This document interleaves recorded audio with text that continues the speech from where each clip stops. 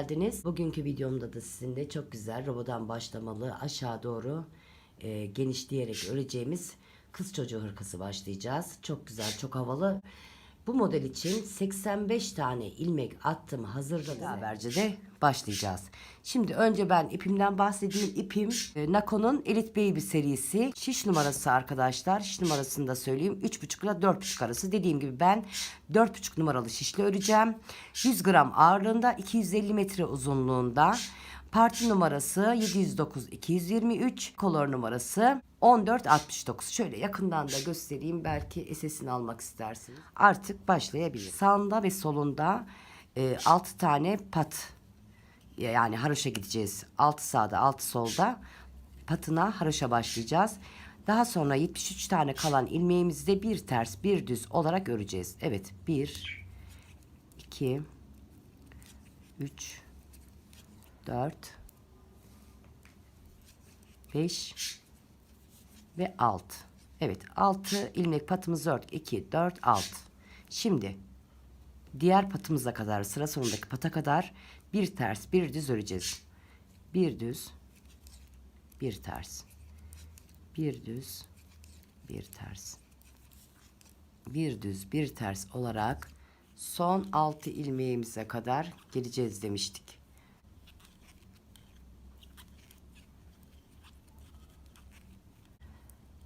Ters, düz ve ters, düz. 2 4 6, son 6 ilmeğimizi ne yapacaktık arkadaşlar? Haroşa, yani pat. Ne demiştik? Robadan başlamalı kız çocuğu hırkası. Evet. Şimdi arkadaşlar aynı şekilde 4 sırayı tamamlayacağız. 4 sırayı tamamladıktan sonra, yani başlangıçtaki ve sondaki patları da unutmuyoruz. Devam edeceğiz. 5. sırada ilik açacağız. O yüzden şimdi 4 sırayı tamamlayıp 4 sırayı tamamladıktan sonra 2 4 6, 4 sırayı tamamladıktan sonra 5. sırada hemen dönüyorum. Ne yapıyoruz? 4 sıra boyunca tersleri ters, düzleri düz, patlarımızı yani haroşalarımızı haroşa olarak örüyoruz. Şimdi ben 4 sırayı tamamlayacağım. 4 sırayı tamamladıktan sonra hemen dönüyorum. Evet, 4. sıramızdayız, yani son sıramızdayız. 5. sıraya döneceğiz ve ilk iliğimizi açacağız. Biliyorsunuz kız çocuklarında ilikler sağ tarafa açılıyor. Yani iliğimizi arka tarafta hemen koyacağız arkadaşlar. 5. sıradayız. 5. sırada iliğimizi koyuyoruz. Evet. Bakın. 1 2 ve 3. 3 ilmek ördüm. 3 ilmek haroşamı ördüm. Başını doladım. 2 ilmeği birlikte aldım, kestim. Yanındaki ilmeği de ördüm. Daha sonra tersleri ters, düzleri düz, tersleri ters, düzleri düz örmeye devam ediyoruz sıra sonuna kadar. Evet, sıra sonuna geldik. Patlarımızı arkadaşlar devamlı sabit gidiyor. Patlarımızı unutmayalım, karıştırmayalım. Şimdi bu sıradan sonra ön tarafa geldiğimizde 4 sıra düz örünceye kadar artık lastiği bitiriyoruz. Evet. 6. sıraya geldiğimizde artık lastiği bitiriyoruz arkadaşlar. Yani bir ters, bir düz, bir ters, bir düzü bitiriyoruz. Ne yapıyoruz? Patlarımız sabit. Patların arasında kalan ilmeklerimiz, yani 73 tane ilmeğimiz düz olarak öreceğiz. 4 sıra düze tamamlayacağız. Patımızı ördük. 2 4 6. Evet. Artık bir ters, bir düzü bıraktık, bitirdik. Şimdi 4 sıra düze tamamlayalım. 4 sıra düzü tamamladıktan sonra, yani ön tarafta düz, arka tarafta ters olmak üzere 4 sırayı tamamlayacağız. 4 sırayı tamamladıktan sonra hemen dönüyorum. Evet, şöyle sıra sonuna gelirken ilik açtığımız yeri de göstermek istedim. Bakın.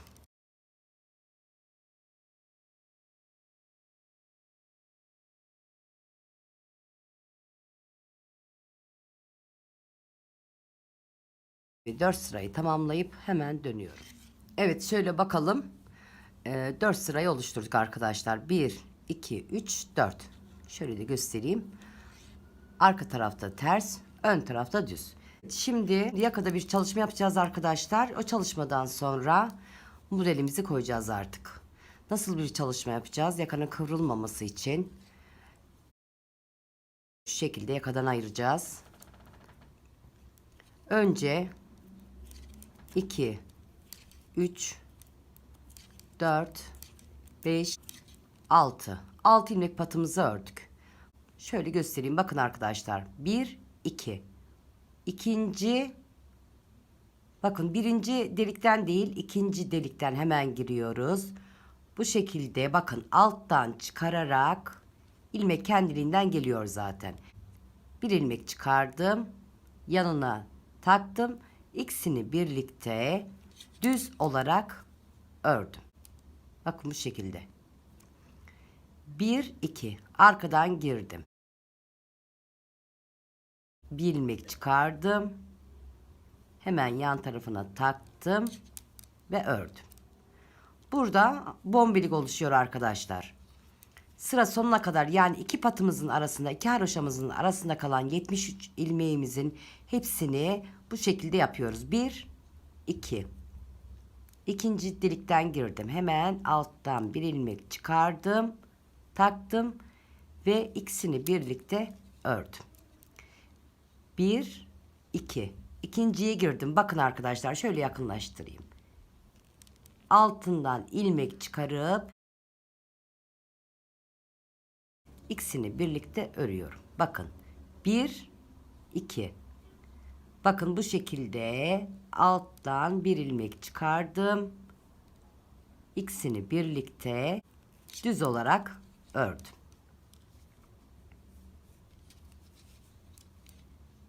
Bakın. 1, 2. Hemen ikinci delikten girdim. Alttan bir ilmek çıkarttım. Bakın. Hemen sol şişime aldım. İkisini birlikte ördüm. Yani bu ilmeğimizin ikinci katına giriyoruz. Bir ilmek çıkarıp ikisini birlikte birleştirip örüyoruz. Bir daha yapalım beraber. 1, 2. Bakın. 1 ve 2. Bu şekilde. Bakın şu alttaki ilmeği takıyorum. Şişime çıkarıyorum. İkisini birlikte ördüm. Evet. İki haroşamızın arasında kalan 73 ilmeğimizi tamamen sıra sonuna kadar bu şekilde yapıyoruz. Bu sırayı tamamlıyoruz.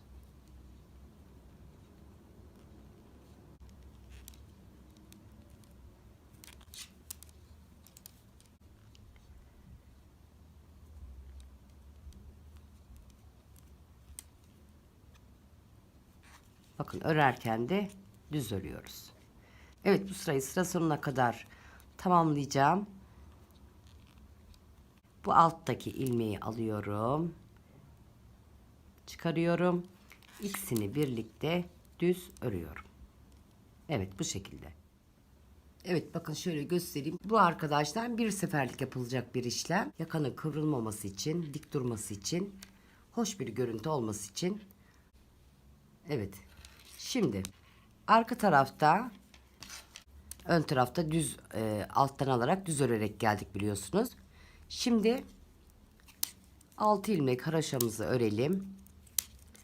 Daha sonra tersimizi örelim. Bu sırayı da 2, 4, 6. Bu sırayı da bu şekilde tamamlayalım. Diğer patımıza kadar ters öreceğiz.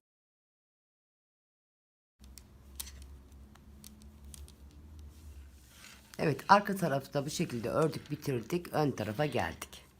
Artık modelimizin sırasındayız arkadaşlar. Modelimize başlıyoruz.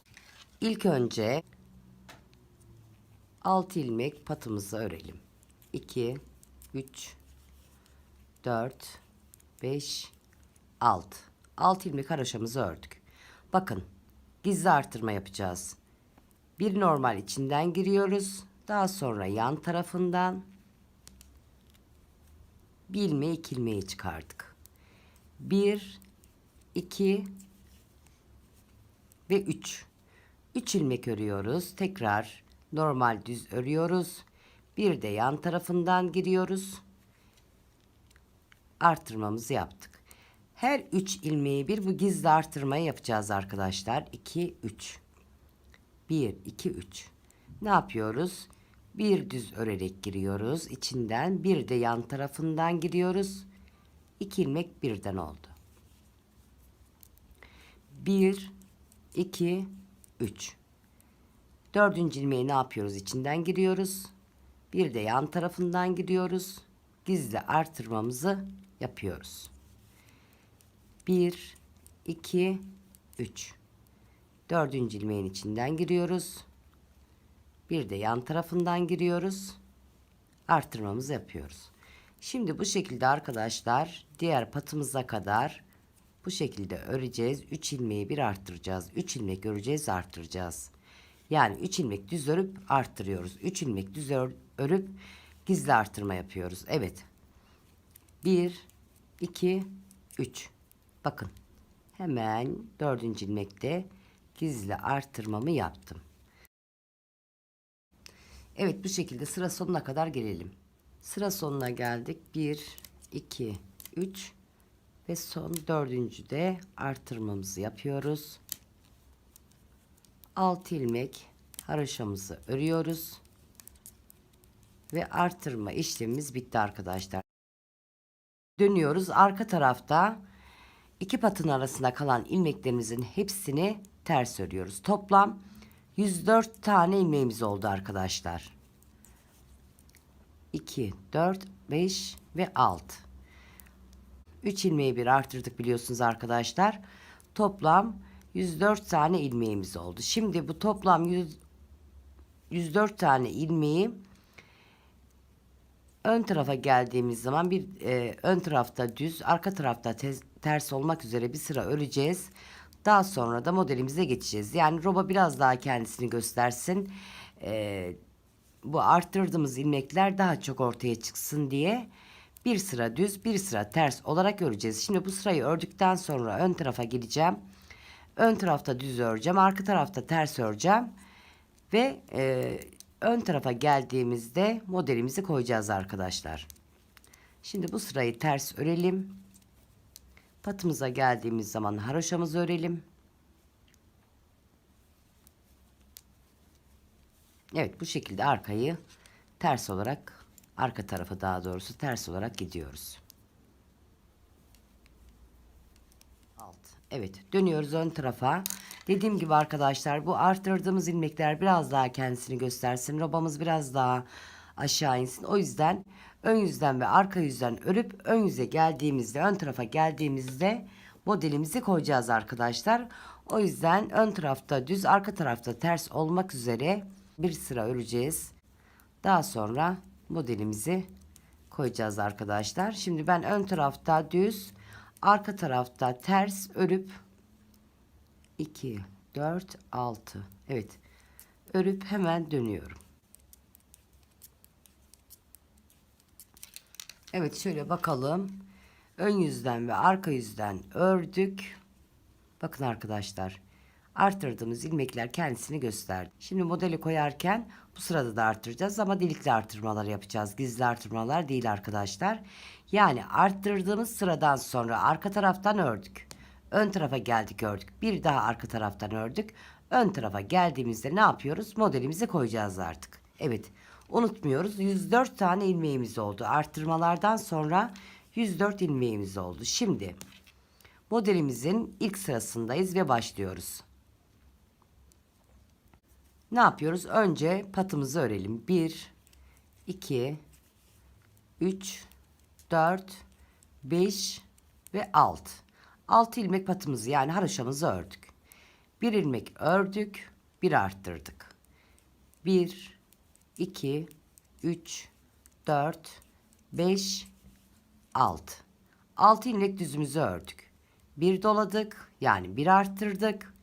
Bir ilmek ördük, bir arttırdık. 1, 2, 3, 4, 5, 6. 6 ilmeğimizi ördük. Bir doladık. Bir ilmek ördük. Bir doladık. 1, 2, 3, 4, 5, 6. Bir doladık. Bir artırdık. Bir doladık. 1, 2, 3, 4, 5, 6. 6 ilmek düzümüzü ördük. Bir doladık. Bir ilmek düz ördük. Bir doladık. 1, 2, 3, 4, 5, 6. Evet bakalım. 2, 4, 6. Bir doladık. Bir düz ördük. Bir doladık. 1, 2, 3, 4, 5, 6. Her 6 ilmeğe bir doluyoruz. Bir tane düz örüyoruz. Bir daha doluyoruz. Her 6 ilmek arasında artırmamızı yapıyoruz. Bakın arkadaşlar. Sayalım. 2, 4, 5 ve 6. Doladım. Bir tane düzümü ördüm ve doladım. Sıra sonuna kadar bu şekilde devam ediyor. 1, 2, 3, 4, 5, 6. Burada yarım yapıyoruz. Başlangıçta yaptığımız gibi bir tane ördük sonra arttırdık. Yani burada yarım yapıyoruz arkadaşlar. Sıra sonunda da aynı şekilde yapıyoruz. 6 ilmek düzümü ördüm. Doladım. Baştaki gibi yarım yapıyoruz burayı. Bir tane düz ördüm. 6 ilmek haroşamı ördüm. Döndüm. Evet. Arka tarafa geldik. Arka tarafta ne yapıyoruz arkadaşlar? İlk önce 6 ilmek patımızı örelim. Yani 6 ilmek haroşamızı örelim. 2, 3, 4, 5, 6. 6 ilmek haroşamızı ördük. Bakın. Doladığımız ilmekle onun yanındaki düz ördüğümüz ilmek. Bunlar haroşa olarak gidecek arkadaşlar. Yani ön tarafta ve arka tarafta bunları düz öreceğiz. 1, doladığımız ilmekle beraber 2 düz ördük. Arada olan ön tarafta ördüğümüz 6 tane ilmeğimiz. Burada ters. Ön tarafta düz ördük. Arka tarafta 6 tane ilmeğimizi ters olarak öreceğiz. Bu arttırmalarımızı ortada düzle beraber. Ön tarafta düzdü. Buraya ters düşüyor ama düz öreceğiz. Yani bu 3 ilmeği haroşa yapacağız. 1, 2 ve 3. 3 ilmeğimizi haroşa ördük. Düz ördük. 6 ilmeğimizi ters örüyoruz. Ön tarafta düz örmüştük.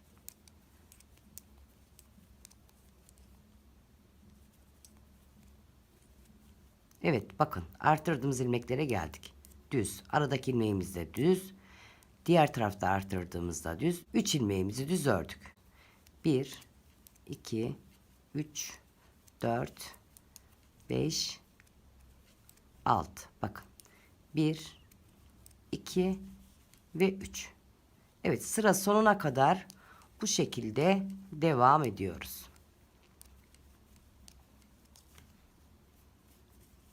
Bakın. Arttırdığımız ilmek ortadaki ilmek, bunu da düz örüyoruz. Diğer taraftaki arttırdığımız düz örüyoruz. Evet bu sırayı da bu şekilde örelim. Ön tarafa gelelim. Bakın. 6 ilmek tersimi örüyorum.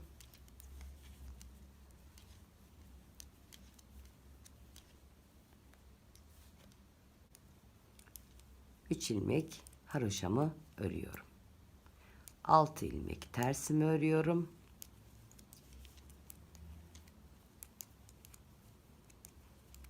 Bakın arttırdıklarım sağda ve solda ve ortadaki. Bunları düz örüyorum. Evet. Bu şekilde ön tarafa örerek gelelim. Evet bakın burayı da göstermek istedim. Başında ve sonunda yarım model oluyor. Orada bakın 2, 4, 6. Bu zaten patımız bizim 6 ilmek. Düz örüyoruz. Yanındakini de düz örüyoruz. Yani baştaki ve sondakiler yarım model arkadaşlar. Patımızı örüyoruz. Evet. Dönüyoruz.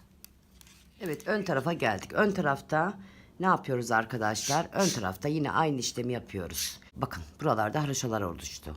Bu deliklerin sağında solunda arttırmalar yapacağız.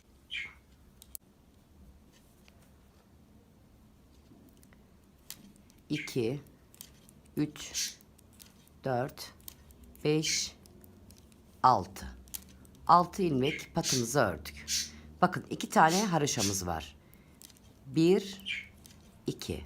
Yani bu deliklerin buralarda sağında ve solunda hemen arttırmalar yapacağız. Burada da dediğim gibi başında ve sonunda yarım modelde gidiyoruz. Hemen arttırmamı yaptım. 1, 2, 3, 4, 5, 6. Sabit olan düz ilmeğimi, 6 ilmeğimi ördüm. Hemen bir arttırma yaptım. Bir haroşamız vardı. Sağdan soldan arttırdık. 3 haroşamız oldu. Evet, arttırmayı yapıyorum. 1, 2, 3. 3 haroşamı ördüm. Arttırdım. 1, 2, 3, 4, 5 ve 6. Hemen bakın. Delikleri gördüğünüz zaman veya da haroşalarınızı gördüğünüz zaman hemen bir arttırma yapıyorsunuz. 1, 2, 3. 3 haroşamı ördüm. Hemen arttırmamı yaptım. Doladım yani. 1, 2, 3, 4, 5 ve 6. 6 ilmek düzümü ördüm. Artırmamı yaptım.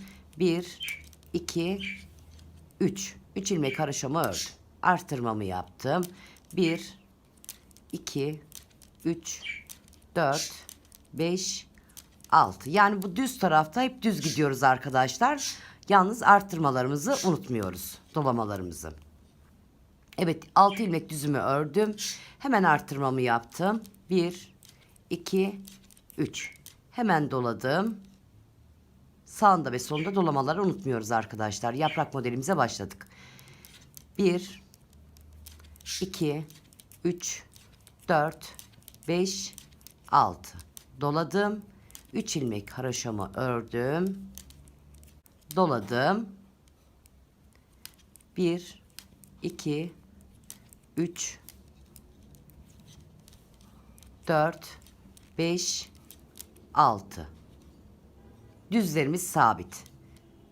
Doladım. 3 ilmek haroşamı ördüm. Bu şekilde sıra sonuna kadar geliyorum. Evet, sıra sonuna geldik. 6 ilmek düzümü örüyorum. Ne demiştik? Sağda ve solda yarım modelimiz var. Bakın. Dolama işlemi. Bakın arkadaşlar. 2 tane haroşam oldu burada. Doladım. 1, 2. 2 ilmek haroşamı ördüm. 2, 4, 6. 6 ilmek patımı örüyorum. Arka tarafa döndüğümde sadece arka tarafta farklı olan işlem, ön tarafta düz ördüğümüz burada ters. Ama bunlar düz. Ön tarafta da arka tarafta da o aradakiler haroşa arkadaşlar. Doladığımız ilmekle düz örüyoruz. Şöyle başlangıcını başlayalım. 2, 3, 4, 5 ve 6. 6 ilmek patımı ördüm. 1, 2 ve 3. 3 ilmek haroşam oluştu burada. 1, 2, 3, 4, 5 ve 6. 6 ilmek tersimi ördüm. 6 ilmek tersimi ördükten sonra bakın doladığım ilmekle beraber haroşa örmeye başlıyorum. 1, 2, 3, 4, 5. 3 ilmek 5 ilmeği çıktı. 5 ilmek haroşamız oluştu. 1, 2, 3, 4, 5 ve 6. 6 ilmek tersimi ördüm. Yani her iki tarafta aynı gidiyor arkadaşlar. Ön tarafta düz, arka tarafta burayı ters örüyoruz. Fakat bunlar ön tarafta da arka tarafta da biliyorsanız haroşayı ön tarafta da arka tarafta da düz örüyoruz. Haroşayı düzden örüyorum ben biliyorsunuz. Siz haroşayı nasıl örüyorsanız. Evet, sayalım. 1, 2, 3, 4, 5. Bakın arada 5 ilmek haroşamız oluştu. 6 ilmek tersimi örüyorum. Dolamaya geldiğimden itibaren düz örüyorum. Bakın. 1 2 3 4 5. Evet, bu sırayı da sıra sonuna kadar böyle devam edelim.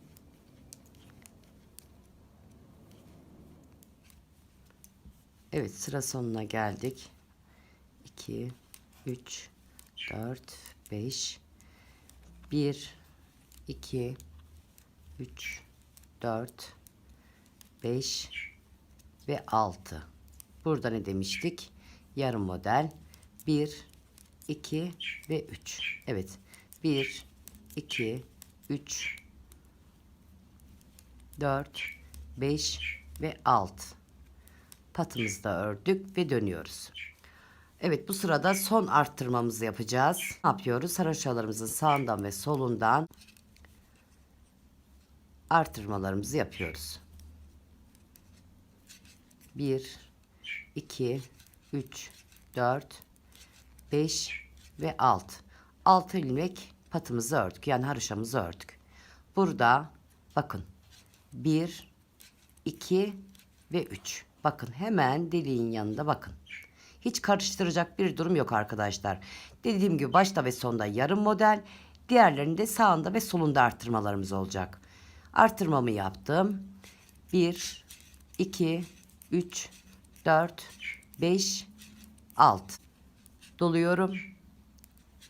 Burada kaç ilmek haroşamız oluştu? 5 ilmek haroşamız oluştu. 1 2 3 4 5.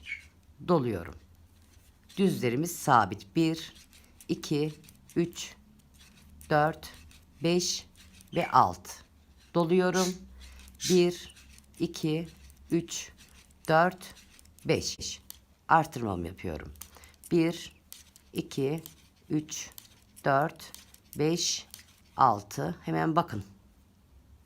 Arttırmamı yaptım. 1 2 3 4 5. Yani bu kısmı arkadaşlar bir ilmek haroşayla başladık. 3 ilmek oldu. Şimdi 5 ilmek oldu. Bu son arttırmamızla beraber 7 ilmek haroşamız oluşacak.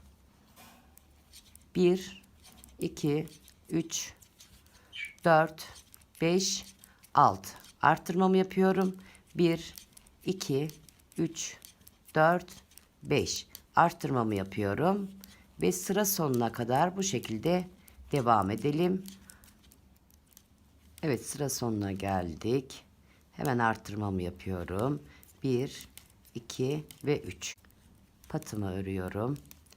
Arka tarafta ne yapıyorduk arkadaşlar? Bu ön tarafta ördüğümüz düzler arka tarafta ters oluyordu. Bu aradaki yapraklarımız da haroşa oluyordu. Yani düz. Evet. Tekrar başlatalım beraber. 2 3 4 5 ve 6. 2 4 6. Patımızı ördük. 1 2 3 ve 4. Yarım modelimizi ördük. 1 2 3 4 5 ve 6. 6 ilmek tersimizi ördük. Evet, burada 7 ilmek haroşamız oluştu arkadaşlar. Sayalım. 1 2 3 4 5 6 ve 7. 7 ilmek haroşamızı ördük.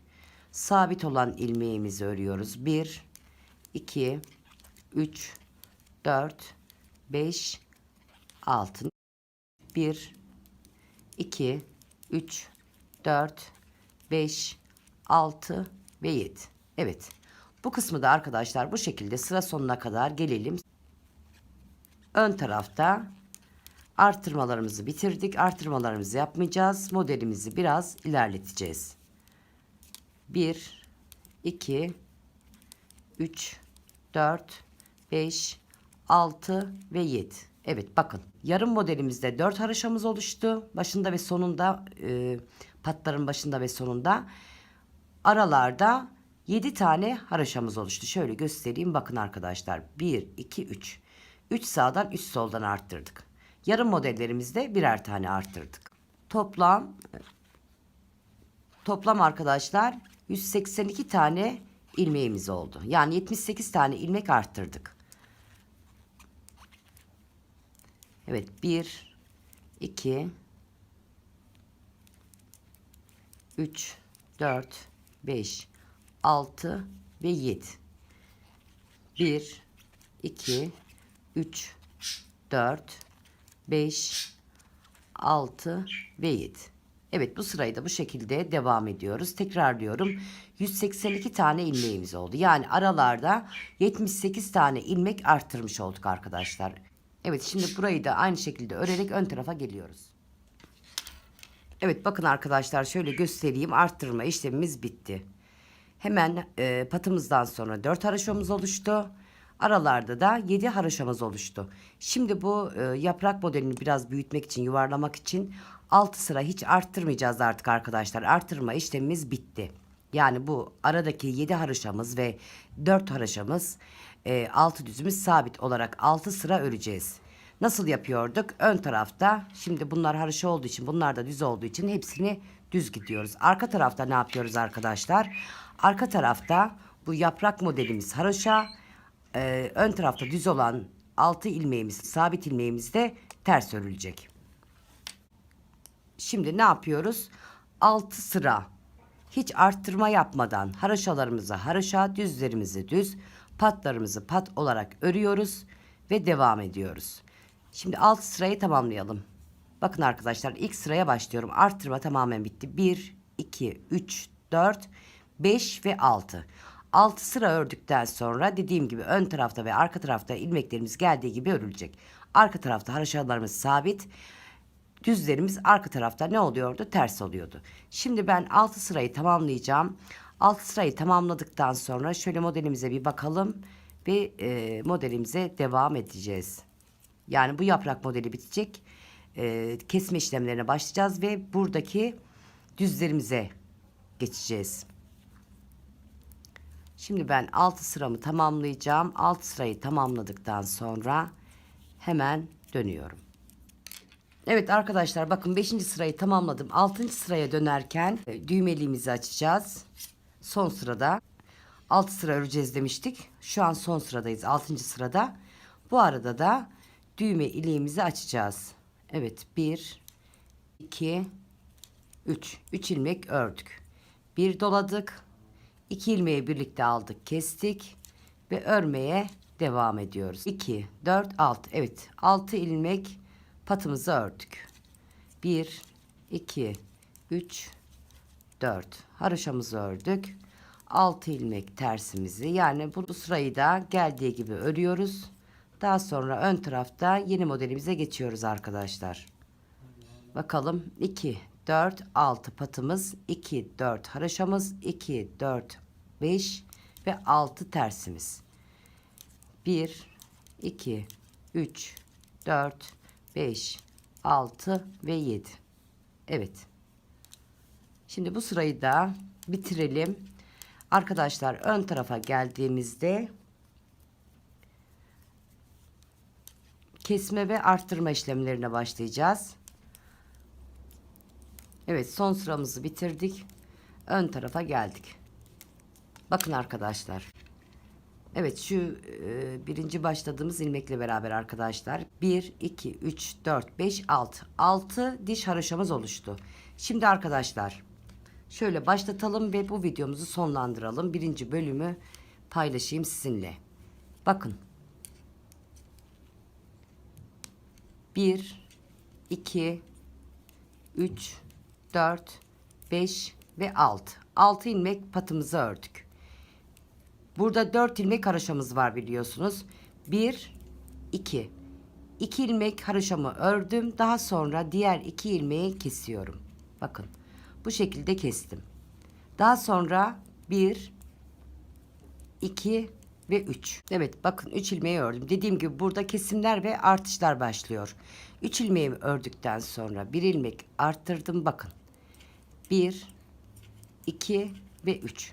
Şimdi artık buradaki dilimimizi, artık buradaki yaprağımızı arkadaşlar sağdan ve soldan her sırada keseceğiz. Şimdi ilk kesme işlemimizi yapıyoruz. 7 tane ilmeğimiz vardı, biliyorsunuz. İkisini birlikte aldım, kestim. Ortada kalan ilmeklerimi son 2 ilmeğime kadar ördüm. Daha sonra bakın bu 2 ilmeğimi düzeltip bu şekilde içe doğru bu şekilde kestik. Ortada 5 ilmek haroşamız kaldı. Ne yapıyoruz? 1, 2 ve 3 doluyoruz. Yani ortadan bölüyoruz arkadaşlar. Arttırdık. 1, 2 ve 3. Evet, bakın yaprağımıza geldik. Şimdi ilk 2 ilmeğimizi kesiyoruz. Arada kalan ilmeğimizi örüyoruz. Son 2 ilmeğimiz kaldığında ilmeklerimizi çeviriyoruz.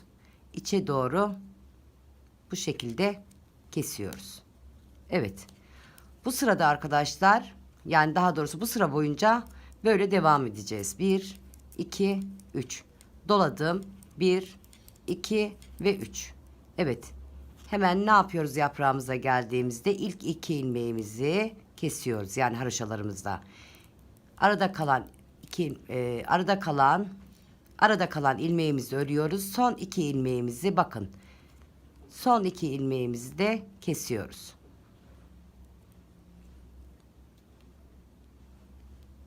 Bu şekilde kestik. Bakın 5 ilmeğimiz kaldı. Ne yapıyoruz hemen? 1, 2, 3. Bir ilmek arttırdım. 1, 2, 3. Evet, ne yapıyoruz? 2 ilmeği birlikte alıp kesiyoruz. Yani her sırada iki taraftan kapatacağız yaprak modelimizi. Aradaki 1, 2, 3 ilmeğimizi örüyoruz. Daha sonra bakın. İç içe bakacak şekilde kesiyoruz arkadaşlar. Evet. Buradan bu tarafa bakacak şekilde yaptık. Bunu da ilmeklerimi düzelttim. Bu tarafa bakacak şekilde kestik. 1, 2, 3. Ne demiştik? Yeni yaprak modeli başlatıyoruz demiştik. Birinci bölümde de buraya kadar gelmiştim arkadaşlar. Bakın 3 ilmek ördüm. Doladım. 1, 2, 3. Hemen kesme işlemine ilk 2 ilmeğimi kesiyorum. 1, 2, 3. Sondaki 2 ilmeğimi keserken içe doğru çeviriyorum. Arkadaşlar alış şeklinize göre değişir. Benim alma şeklim farklı olduğu için ilmekleri değiştirerek, yani düzelterek içe doğru kesiyorum. Evet. 1, 2 ve 3. Doluyoruz. 1, 2, 3. Yani doluyoruz derken arttırıyoruz arkadaşlar. Evet. Bakın içe doğru kesiyorum. İlk 2 ilmeğimi, aradaki ilmeği örüyorum. Son 2 ilmeğim kaldığında düzeltiyorum. Bu şekilde içe doğru kesiyorum. 1, 2, 3. Doluyorum. 1, 2, 3. Evet, kesiyorum. Aradaki ilmeğimi örüyorum. Son 2 ilmeğimi çeviriyorum ve kesiyorum. Arkadaşlar sıra sonuna kadar bu şekilde gelelim. Evet, sıra sonuna geldik. 1, 2, 3 arttırma yapıyoruz. 1, 2 ve 3. Bakın. Burada 2, 4 haroşamız vardı biliyorsunuz. Önce içe doğru bakacak kesimlerimiz. Kestim. 2 ilmek haroşamı ördüm. 1, 2, 3 düğmeliğimizi açmıştık. 4, 5 ve 6. Arkadaşlar düğmeliğimizi söylemeyi unuttum. 10 haroşaya bir düğmeliğimizi açacağız. Bakın ilk düğmeliğimizi açtıktan sonra 1, 2, 3, 4, 5, 6, 7, 8, 9, 10. 10 haroşaya bir düğmeliğimizi açacağız. 10 haroşaya bir düğme iliğimizi açacağız. Evet. Şimdi arka tarafta ne yapıyoruz? Geldiği yönde örüyoruz. Bakın 2, 3, 4, 5 ve 6. 6 ilmek patımı ördüm. 4 ilmek haroşamız vardı. Bir tanesini kestik. 3 ilmek haroşamız kaldı. 1, 2, 3. Bu sağda ve soldaki patlarımız yarım model demiştik. Evet. 1, 2, 3. Arttırdığımız ilmeği düz örüyoruz. Bu haroşa olarak gidecek. Buradaki haroşalarımız kapanacak. Burada yeni yaprak modelimiz oluşacak. Evet, artırdığımızı düz ördük. 1, 2, 3. Ön tarafta düz örerek ortadan bir tane arttırmıştık biliyorsunuz. Bu tarafa ters düşüyor. Evet. Haroşalarımızı yine haroşa örüyoruz. 1, 2, 3, 4, 5. 7 ilmek haroşamız vardı. Sağdan ve soldan kestik. 5 ilmek haroşamız kaldı. 1, 2, 3. Arada arttırdığımız ilmeği düz örüyoruz. 1, 2, 3. Evet. 1, 2, 3, 4 ve 5. Dediğim gibi arkadaşlar, arka tarafta geldiği yönde örüyoruz. Arttırdığımız ilmekleri düz örüyoruz. Çünkü buradaki 6 ilmek düzümüzün arasından yaprak modeli çıkarıyoruz. 1, 2, 3. Düz örüyoruz arttırdığımızı. 1, 2, 3. Yaprak modelimiz haroşa. 7 ilmekti. 5 ilmek kaldı. 1, 2, 3, 4, 5. Evet, sıra sonuna kadar bu şekilde geliyoruz. Sıra sonuna geldik. 1, 2, 3, 4, 5 haroşamızı ördük. 1, 2, 3. 3 tersimizi ördük. Arttırdığımızı düz örüyoruz. 1, 2, 3. 3 tersimizi ördük. Burada kestiğimizde 4 haroşamız vardı. Kestikten sonra 3 haroşamız kaldı. Modelimiz yani 1, 2, 3. 3 ilmek haroşamı ördüm. 2, 4, 6. 6 ilmek patımı örüyorum. Ve dönüyorum. Arkadaşlar, birinci bölümü de izleyeceğiniz gibi veya da izlediğiniz gibi diyelim. Hep aynı yaprak modelimizi kapatarak birini açıyoruz. Şimdi burada nasıl yapmıştık? 1, 3, 5, 7 diye yükselip gitmişti. Yani artıp gitmişti. Bir tarafta kapatırken bir tarafta modelimizi koyuyoruz. Evet. 1, 2, 3, 4, 5 ve 6. 6 ilmek haroşamı ördüm. Bakın. Bir ilmek haroşamdan ördüm.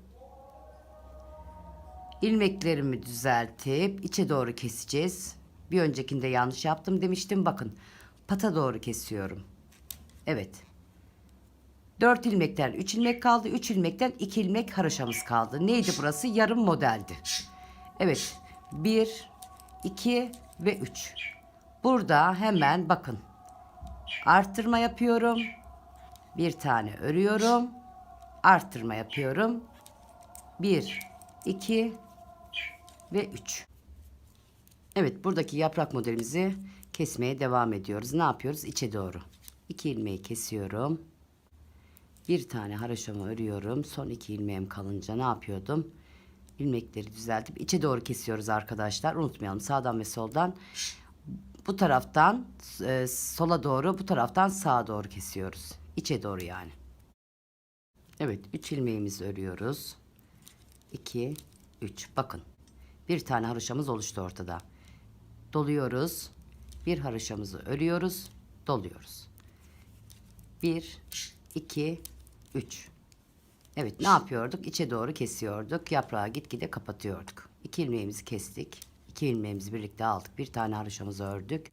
İlmeklerimizi düzeltiyoruz. İçe doğru kesiyoruz. Bakın burada 1, 2, 3. 3 tane haroşamız kaldı. 1, 2 ve 3. Artırma yapıyoruz. Ortadaki haroşamızı örüyoruz. Artırma yapıyoruz. Yani burada 3 ilmeğimiz oluştu. 1, 2, 3. Evet, sıra sonuna geldik. 2 ilmeğimizi kapattık, ördük. Son 2 ilmeğimizi de içe doğru bu şekilde kapatıyoruz. 1, 2, 3. Doluyoruz. Ortadaki haroşamızı örüyoruz. Doluyoruz. 1, 2, 3. Burada 3 ilmek haroşamız kalmıştı. Ne yapıyoruz? İçe doğru. Bakın, içe doğru. Başında da içe doğru, sonunda da içe doğru, pata doğru kesiyoruz. 2 ilmek haroşamız kaldı. Diğer haroşamızı da örüyoruz. 2, 4, 6. 6 ilmek patımızı örüyoruz. Ve arkada geldiği gibi örüyoruz arkadaşlar. Dönüyoruz. 2, 3, 4, 5 ve 6. 6 ilmek patımızı ördük. 1, 2. 2 ilmek modelimizden keserek gelmiştik. Modelimizden 2 ilmek haroşamız kalmıştı. Onu da düz ördük. 1, 2, 3. 1, 2 ve 3. 3 ilmek haroşamız oluşmuştu.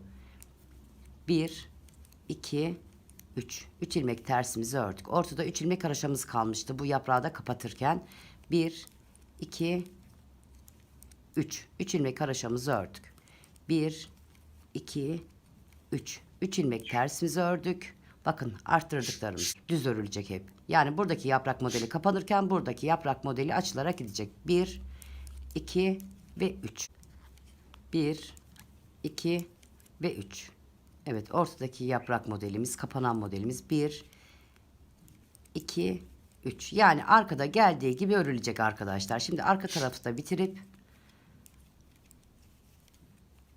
evet, geldiği yönde sıra sonuna kadar geldim arkadaşlar. 1, 2, 3. Bakın arttırdıklarım ve ortadaki haroşam. Burada kaç ilmeğimiz oldu? 1, 2, 3. 1, 2 ve 3. 2, 4, 6. Burada 2 tane haroşamız kalmıştı. 2 ilmek haroşamız kalmıştı. 1, 2. Modelimizden 2 ilmek haroşamızı ördük. 1, 2, 3, 4, 5 ve 6. Patımızı da ördük ve döndük. Evet. Son kesme sıramızdayız. Artık tamamen kapatıyoruz buradaki yaprağımızı ve burayı. 1, 2, 3, 4, 5 ve 6. 6 ilmek patımızı ördük. Evet. Son defa kapatıyoruz. Sağa doğru. Yani içe doğru. Evet. Bir tane haroşamız kaldı burada patımızdan hariç. 1, 2 ve 3. Artırıyoruz. Bakın buralara geldiğimiz zaman artırıyoruz. Artırdık. 1, 2, 3. Artırdık. 1, 2 ve 3. Evet, artık buradaki 3 ilmeğimizi birlikte kapatıyoruz arkadaşlar. Sağa doğru. İlmeklerimi düzelttim. Şimdi bakın sağa doğru. Bu şekilde üçünü birden alıyorum ve kapattım. Evet. Burada bir ilmek haroşamız kaldı. 1, 2 ve 3. Doluyorum. 1, 2 ve 3. Doluyorum. 1, 2, 3. Bakın arkadaşlar. Artık buradaki yaprak modelimiz kapandı. Buradakileri arttırmaya, büyütmeye devam ediyoruz. Ne yapıyoruz? İlmeklerimizi düzeltiyoruz. Sağa doğru üçünü birlikte kapatıyoruz. Buradaki yaprak modelimiz tamamen bitti. 1, 2 ve 3. Artırıyoruz. 1, 2, 3. Artırıyoruz. 1, 2 ve 3. Evet, bakın. Aradaki yaprak modelimiz büyüyüp gidiyor. Burada kaç tane oldu şimdi? 1, 2, 3, 4 ve 5. Buradakini ne yapıyoruz? Artık üçünü birlikte alıyoruz. Sağa doğru kesiyoruz.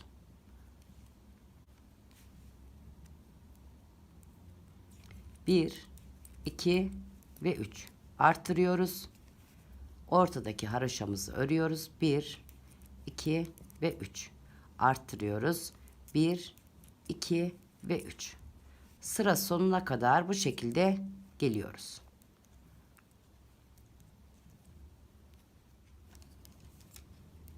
Bir, 2 ve 3. Doluyorduk. Ortadaki haroşamızı örüyorduk. Tekrar doluyorduk. 1, 2 ve 3. Evet. Burada 2 tane modelimizden haroşa kalmıştı. Ne yapıyoruz? Bunu da içe doğru. Unutmayalım arkadaşlar, patlara doğru kesiyorduk. Evet. Kestik. 1, 2, 3, 4, 5 ve 6. 6 ilmek patımızı ördük. Arka tarafa döndük. Şimdi arka tarafta arkadaşlar o kestiklerimizi ters olarak öreceğiz. Onu göstereceğim. Daha sonra ön tarafa geleceğiz. 1 2 3 4 5 6 ilmek patımızı ördük. Bu kestiğimiz son 2 ilmek kalmıştı. Kestik, 1 ilmek kaldı modelimizden. Bunu da ters ördük. Bakın ters ördüm. 1 2 ve 3 ilmek tersimi ördüm. İki taraftan arttırdıklarımızı ve arada kalanı düz örüyoruz. Yani ikinci yaprak modelimiz. 1 2 ve 3 ilmek tersimizi ördük. Bu yaprak modelimizi kapattığımız tek ilmek kaldı, bakın. Bunu da ters örüyoruz. 1 2 3, yani arada 7 tane tersimiz oluyor. Kapattığımız yaprakta bir tane ilmeğimiz kalmıştı. Sağda ve solda 3 ilmeğimiz var. Bu arada kapanan bir ilmeğimizde ters örüyoruz. Arada 7 tane ters ilmeğimiz oluştu. Evet, 7 ilmek tersimizi ördük. 1 2 3 4 ve 5 ilmek yaprak modelimi ördüm. Artırdıklarımla beraber 5 ilmek oldu. Şimdi 1 2 3, bakın kapanan yaprağımız 4. ilmeğimiz oldu. Bu taraftaki tersimizle beraber 7 tane ilmek tersimiz oldu. Evet, 1 2 3 4 ve 5 ilmek düzümüz oldu. 1 2 3 4 düzümüz derken arkadaşlar, yani haroşamız. 5 6 ve 7. 1 2 3 4 5. Evet, bu şekilde arka tarafı örerek bitirelim. Evet, sıra sonuna geldik arkadaşlar. 7 ilmek tersimizi ördük. 1 2 3 4 5. Yaprağımızın 5 ilmek haroşasını ördük. Nasıl 7 ilmek olmuştu? Sağda ve solda 3'er ilmeğimiz vardı biliyorsunuz. Yaprak modelimizin sağında ve solunda. Bu ortada bir tane, kalan da birleştirdik. 7 ilmek tersimiz oldu. Evet. 5 ilmek haroşamı ördüm.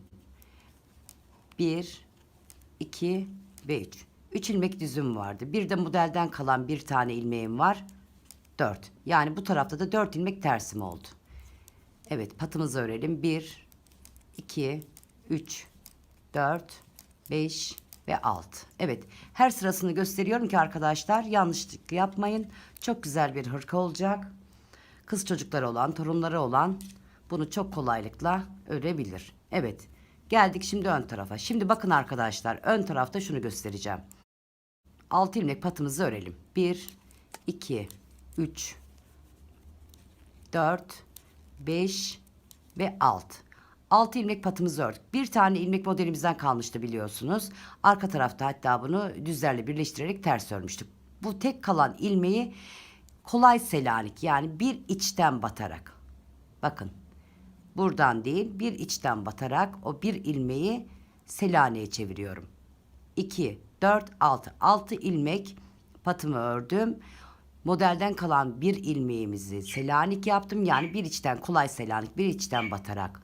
Daha sonra 1 2 ve 3 yaprağıma devam ediyorum. 3 ilmek düzümü ördüm, doladım.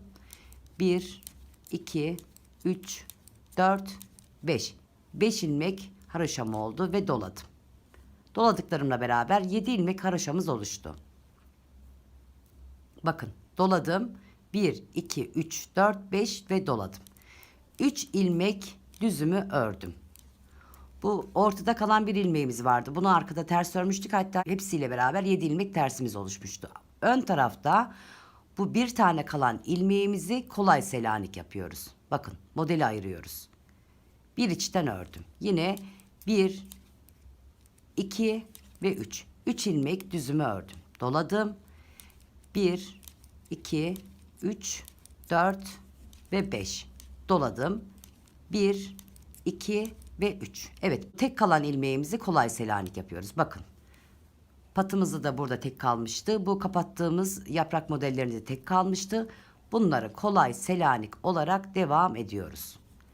Evet. 1, 2 ve 3 doladım. 1, 2, 3, 4 ve 5 doladım. 1, 2 ve 3. Evet, bakın. Bir kalan ilmeğimizi arka tarafta ters, ön tarafta bir alttan alarak Selanik yapıyoruz. Yaptık. 1, 2 ve 3. Kolay Selanik yaparak burayı çukurlaştıracağız. Bu yaprak modelinden ayırıyoruz. Evet, doladık. 1, 2, 3, 4, 5. Doladık. 1, 2 ve 3. Ne yapıyoruz? Kolay Selanik. Bir alttan batıyoruz. Arayı açıyoruz. Bakın arkadaşlar. Bir alttan batarak düzümü ördüm. Evet, bu şekilde sıra sonuna gelelim. Evet, sıra sonuna geldik. Bakın, burayı Selanik örüyorum. 1, 2 ve 3. Doluyorum. 1, 2, 3, 4, 5. Doluyorum. 1, 2 ve 3. Ne yapıyorduk arkadaşlar? Bir tane kalıyordu. Aynı buradaki yaprak modeli gibi buralarda da bir tane, yani sağda ve solda patımızın yanında bir tane ilmeğim kalıyordu. Ne yapıyoruz? Kolay Selanik yapıyoruz onu da. Evet. 1, 2, 3, 4, 5 ve 6. Evet, patımızı ördük, döndük. Arka tarafta ne yapıyoruz arkadaşlar? Bu Selaniklerimiz ön tarafta düz örülürken bir alttan alınarak arka tarafta normal ters örülüyor. O yüzden bu aralarda 7 tane tersimiz oluyor. 7 ilmek tersimiz oluyor. Evet, 1, 2, 3, 4, 5, 6. 2, 4, 6. 6 ilmek patımı ördüm. Bir ilmeğim Selanik'ti ama arka tarafta normal ters olarak örüyorum. Ön tarafta bir alttan alıyorum. Evet. 1, 2 ve 3. Yani arka tarafta 4 ilmek tersim oldu. Aralarda da 7 ilmek tersim oluşuyor. Çünkü Selanik'te normal ters ördüğümüz için arka tarafta. Evet. 1, 2, 3, 4, 5, 6 ve 7. Evet, yaprak modelimiz 7 ilmek haraşo oluştu. 1, 2 ve 3. 3 ilmek tersimi ördüm. 1 ilmek Selanik'ti. Ne yapıyoruz burada? Onu da ters örüyoruz. Ön tarafta bir alttan batıyoruz. 1, 2 ve 3. Yani arka tarafta arada olan ilmekler 7 tane tersimiz oluyor. Yaprağımızın arasında olan ilmekler. Patımızın kenarında kalan ilmekte Selanik'le beraber 4 ilmek. Burada 3 ilmek tersimiz var biliyorsunuz yapraktan önce. Bir de Selanik'i aldığımız zaman terse 4 ilmek tersimiz oluşuyor. Evet, bu şekilde sıra sonuna kadar gelelim.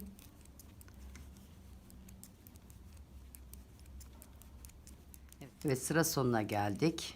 1, 2, 3, 4, 5, 6 ve 7. 1, 2, 3, 4, 5, 6, 7. Bu 7 ilmeğimizin tam ortada kalan ilmeği ne demiştik? Selanik. Arka tarafta ters, ön tarafta bir alttan alıyoruz. 1, 2, 3, 4, 5, 6 ve 7. 7 ilmek yaprağımızı ördük. Haroşamızı ördük yani. 1, 2, 3. Yaprağımızın yan tarafındaki ters ördük. 3 ilmek. Bir de burada Selanik ilmeğimiz var biliyorsunuz. Arka tarafta ters örüyoruz. 4 ilmek tersimizi ördük. 1, 2, 3, 4, 5, 6. 6 ilmek patımızı ördük. Evet. Evet, şimdi arkadaşlar ben buradaki yaprak modelimi genişleteceğim. Burada bu modeli yaparken aradaki Selanik'imizi de unutmayacağız. Şöyle 2 yaprak modeline kadar beraber örelim. 1, 2, 3, 4, 5, 6. 2, 4, 6. 6 ilmek patımı ördüm. 1 ilmek Selanik'im vardı. Bir içten battım ördüm. 1, 2 ve 3. 3 ilmek düzümü ördüm. Arttırdım. 1, 2, 3, 4, 5, 6, 7. Hemen artırıyorum. 1, 2, 3. 3 ilmek düzümü ördüm. Evet bakın. Yaprak dilimimi bitirdiğim yer. Bir ilmek kalan yer. Ne yapıyoruz onu? Selanik örüyoruz. 1, 2, 3. Hemen bu yaprak modeline geldiğimizde arttırmalarımızı yapıyoruz. 2, 3, 4, 5, 6 ve 7. Hemen arttırıyoruz. 1, 2, 3. 3 ilmek düzümü ördüm. Bakın. Selanik'imi bir alttan batarak örüyorum. 1, 2 ve 3. Hemen artırıyorum. 1, 2, 3, 4, 5, 6 ve 7. Arttırdım. 1, 2 ve 3. Evet bakın bir tane ilmeğimize geldik. Selanik yapıyoruz. Bir alttan batıyoruz. 1, 2 ve 3. Arka tarafta da dediğim gibi 3 bu tarafta düz, 3 bu tarafta düz. Bununla birleştirdiğimiz zaman 7 ilmek tersimiz oluyor arkada. Önde ise bu 3 düzlerin arasındaki bir tane kalan yani bu yaprak modelimizin bitişi Selanik oluyor. Evet arkadaşlar ben yaprak modelini ilerleteceğim. İlerlettikten sonra hemen dönüyorum.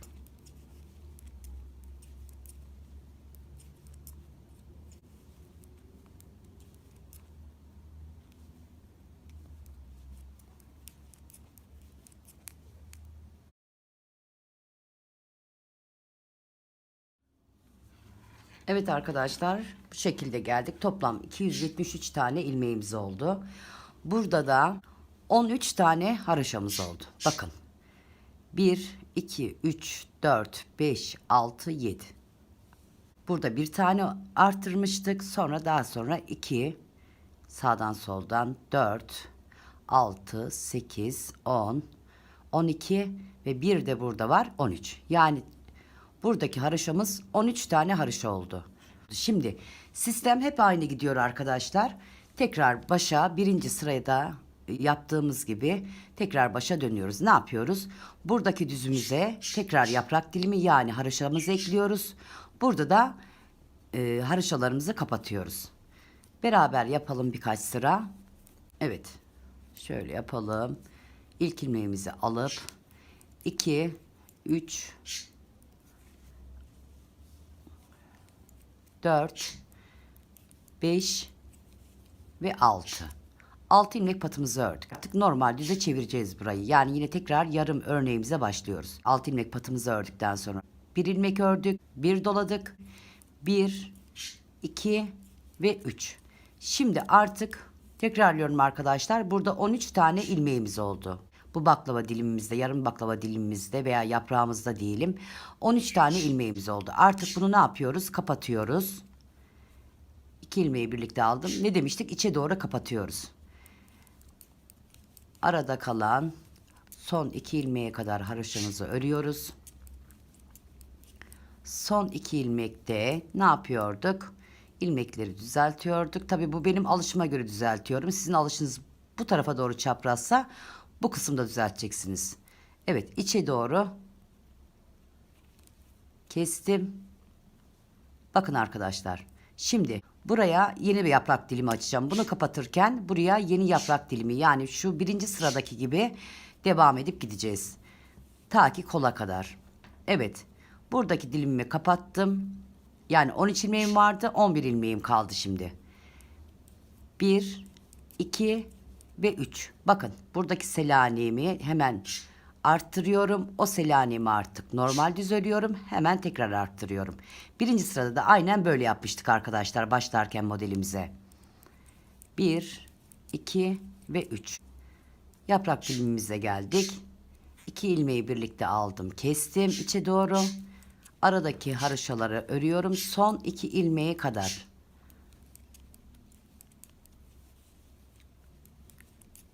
Evet. Çeviriyorum ilmeklerimi. Ne yaptık? 13 ilmeğimiz vardı. 11 ilmeğimiz kaldı. Burada da yeni yaprak dilimi başlatıyoruz. 1, 2 ve 3. Doluyorum. Bakın Selanik, ortadaki Selanik, artık onu düz örüyorum. O Selanik'i düz örerken sağdan ve soldan arttırma yapıyorum. Yani yeni yaprak dilimi oluşturuyorum. Bir tarafa kapatırken bir taraftan açıyorum. 1, 2, 3. 3 ilmek düzümü ördüm. Evet, burada tekrar kapatıyorum. Aradaki haroşalarımı örüyorum. Evet, son 2 ilmeğim kaldı. Düzeltiyorum. İçe doğru kesmek için bu şekilde içe doğru kestim. 1, 2 ve 3. 3 ilmeğimi ördüm. Hemen arttırdım. Bir düz ilmeğimiz var. Selanimiz vardı. Onu düz ilmeğe çeviriyorum. O selaniyi yani sağdan ve soldan arttırıyorum. Evet. Bakın. 1, 2 ve 3. Evet arkadaşlar, bu şekilde sıra sonuna gelelim. Evet, sıra sonuna geldik. Ne yapıyorduk? Yaprağımızı kapatıyorduk. Son 2 ilmeğe kadar örelim.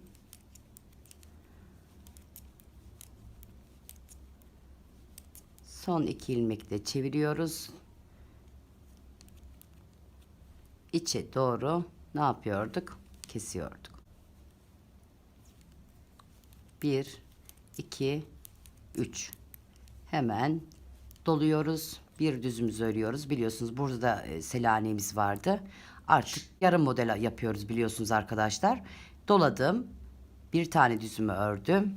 1, 2, 3, 4, 5, 6. Patımı ördüm ve arkaya döndüm. Önde ve arkada arkadaşlar sistem hep aynı gidiyor.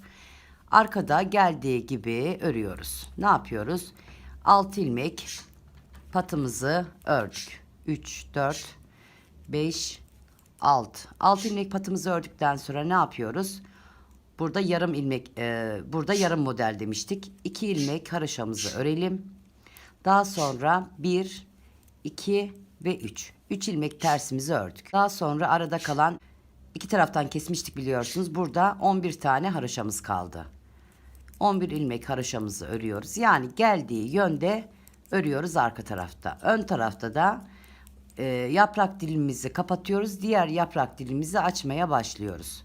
Önde bir defa daha göstereceğim arkadaşlar. Daha sonra bu aradaki yaprak dilimin kapandıktan sonra değişik bir kapatma stili yapacağız. Onu göstereceğim size.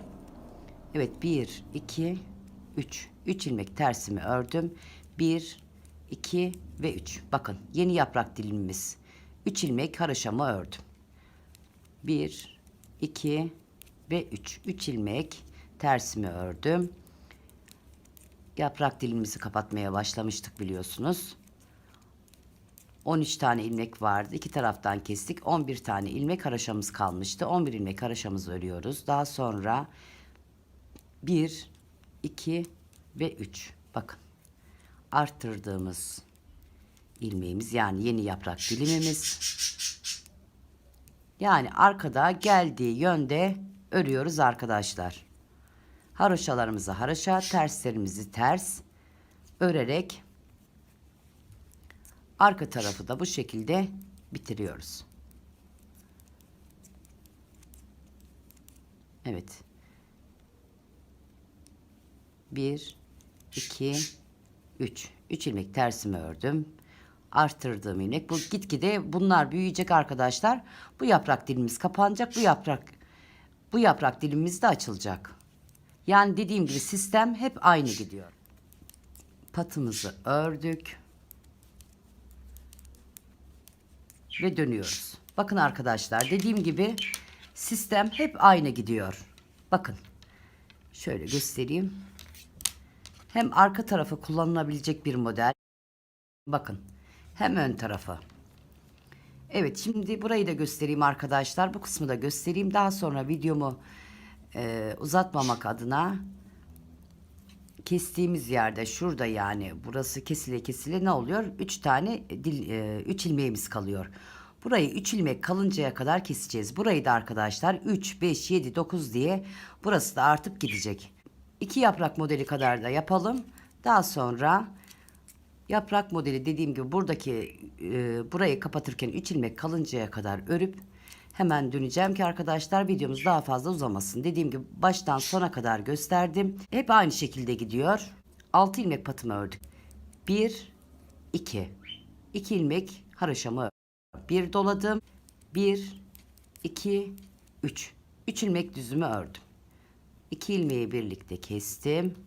Aradaki haroşalarımı örüyorum. Son 2 ilmek kalıncaya kadar. Son 2 ilmek kaldığında evet çeviriyorum, içe doğru kesiyorum. 3 ilmek düzümü ördüm. Burada da ne yapıyorum? Yaprak dilimimi artırmaya devam ediyorum sağdan ve soldan. Evet. 1 2 ve 3. Ne yapıyorum buradaki yaprak dilimime geldiğimde? Burayı kapatıyoruz, bitiriyoruz biliyorsunuz. Kapattım. Evet, aradaki haroşamı örüyorum. Son 2 dilim kalıncaya kadar. 1 2. Çeviriyorum. İçe doğru kesiyorum. Bakın. Kaç tane kaldı burada? 9 tane kaldı. Evet, burası gitgide kapanacak arkadaşlar. Ta ki 3 ilmek kalıncaya kadar. Burası da 1, 2 ve 3. Bu kısımda yeni açtığımız yaprak dilimi de gitgide çoğalacak arkadaşlar. 3, 5, 7, 9 diye çoğalacak. Şimdi ben bu yaprak modelini birini kapatırken diğerini açarken bu şekilde devam edeceğim. Daha sonra hemen döneceğim arkadaşlar. Arka tarafta da arkadaşlar geldiği yönde öreceğiz. Sistem aynı gidiyor. Şimdi ben tek tek tekrar gösterirsem video çok uzayacak. Evet, son 2 ilmeğim kaldığında çevirdim. Yani burayı gitgide bitiriyorum. Kapatıyorum. Bu kısmı da arttırıyoruz. Burası da 3, 5, 7, 9 diye artarak gidecek. Arka tarafta da haroşaları haroşa, tersleri ters, patlarımızı öreceğiz. Yalnız arkadaşlar örerken şöyle göstereyim. Düz taraftan bakalım. 1, 2, 3, 4, 5, 6, 7, 8, 9, 10. 10 ilmek haroşadan sonra hemen 3. iliğimizi açacağız. Bakalım 1, 2, 3, 4, 5, 6, 7, 8. 2 diş haroşadan sonra da 3. düğme iliğimi açacağım. Düğmelikleri nasıl açtığımızı da gösterdim. 1. bölümü muhakkak izleyin ki arkadaşlar 2. bölümde zorlanmayın. Evet, şimdi ben ilerletip burayı kapatıp burayı çoğaltıp hemen dönüyorum arkadaşlar. Evet, şöyle göstereyim, bakın arkadaşlar. Keserek burayı kapatarak geldik ve burayı artırarak geldik. Burada 13 tane ilmeğimiz oluştu ve şimdi bu aradaki 3 düz burada, 3 düz burada, bir de üçlü kalıyordu biliyorsunuz bu yaprak diliminden. Üçünü birden kestiğimiz zaman bir tane düzümüz oluyordu. Bir tane düzümüz burada. Şimdi bu yaprak, kapattığımız yaprak dilimlerini şöyle göstereyim. Düzlerini de yok edeceğiz artık. Yani burada 3 düz, burada 3 düz, üçer üçer alarak 3 sırada düzleri bitireceğiz. Daha sonra tamamen haroşaya geçeceğiz. Şimdi ne yapacağız arkadaşlar? Göstereyim. 3 seferde düzleri bitireceğiz. Sağda ve solda olan düzlerimizi kapatacağız. Ve buraları arttırmaya devam edeceğiz. Yani ilmek sayımızı eşitleyeceğiz arkadaşlar. Evet. Önce patımızı örelim. 2, 3, 4, 5, 6. Daha sonra yarım yaprak dilimimiz vardı. Onun haroşalarını örelim. Yine arttırmaya devam edeceğiz. Ta ki buradaki ilmeklerimiz yani düzlerimiz bitinceye kadar. Patımızın yan tarafındaki arttırmayı yapıyoruz. Bakın arkadaşlar. Buradan 2 ilmek düzümü ördüm. Daha sonra bakın. Ortada bir tane düzümüz var biliyorsunuz. Sağdan ve soldan birer ilmek düz alıyoruz. Üçünü birlikte bakın. Bu şekilde aldım ve kestim. 2 düzümüz burada kaldı. 2 düzümüz burada kaldı. Bir tane düzümüz ortada sabit duruyor. Evet, 2 düzümüzü örelim. Daha sonra tekrar arttırma yapalım. Ortadaki haroşaları örelim. 3 seferde burayı tamamen kapatacağız. Artık tamamen yaprak dilimimiz bitecek arkadaşlar. Yaprak modelimiz, haroşaya geçeceğiz ve kola geçeceğiz. Evet, Bu kapatma işlemini tamamen bitirdikten sonra bu bölümü paylaşacağım arkadaşlar. Üçüncü bölümde de kol ve beden yapacağız. Aradaki haroşalarımızı ördük, arttırdık. 1, 2. 2 düzümüzü ördük. 2 düzümüzden sonra 3 tane ilmeğimizi aldık ve kestik. 2 düzümüz kaldı burada. Birer düz aldık. Ortada da bir düzümüz vardı. 3 düzü birden ördük. Şimdi buradaki 2 düzümüzü örüyoruz. Arttırıyoruz. Yani yaprak dilimimize devam ediyoruz. Yani keserken bir tarafta da arttırıyoruz ki arkadaşlar ilmek sayımızı eşitliyoruz. Evet, arttırdım. 2 ilmek düzümü ördüm. 3 ilmeği birlikte, bakın 3 ilmeği birlikte burada bir ilmek alıyorum. Solda da bir ilmek alıyorum. Ortada bir ilmeğim var. 3 ilmeği birlikte kesiyorum. Şimdi burayı böyle kapatacağım arkadaşlar. Bitireceğim. Arka tarafı da öreceğim. Ön tarafa geldiğimde hemen dönüyorum. Evet, şöyle arka tarafı da kısacık göstereyim arkadaşlar. Arka tarafta 3. düğme iliğimizi de açtık. Bakın 1, 2 ve 3. 3. düğme iliğimiz de açıldı. Arka tarafta da ne yapıyorduk? Kısacık göstereyim. 2, 3, 4, 5 ve 6. 6 ilmek patımı ördüm. Yarım yaprak modelimi örüyorum. Arttırdığım yere kadar yani haroşa örüyorum. Evet, burada kaç tane kaldı? 2 düz burada, 2 düz burada kaldı. Bir tane de ortada var. Yani 5 tane ters öreceğiz. 1, 2, 3, 4, 5.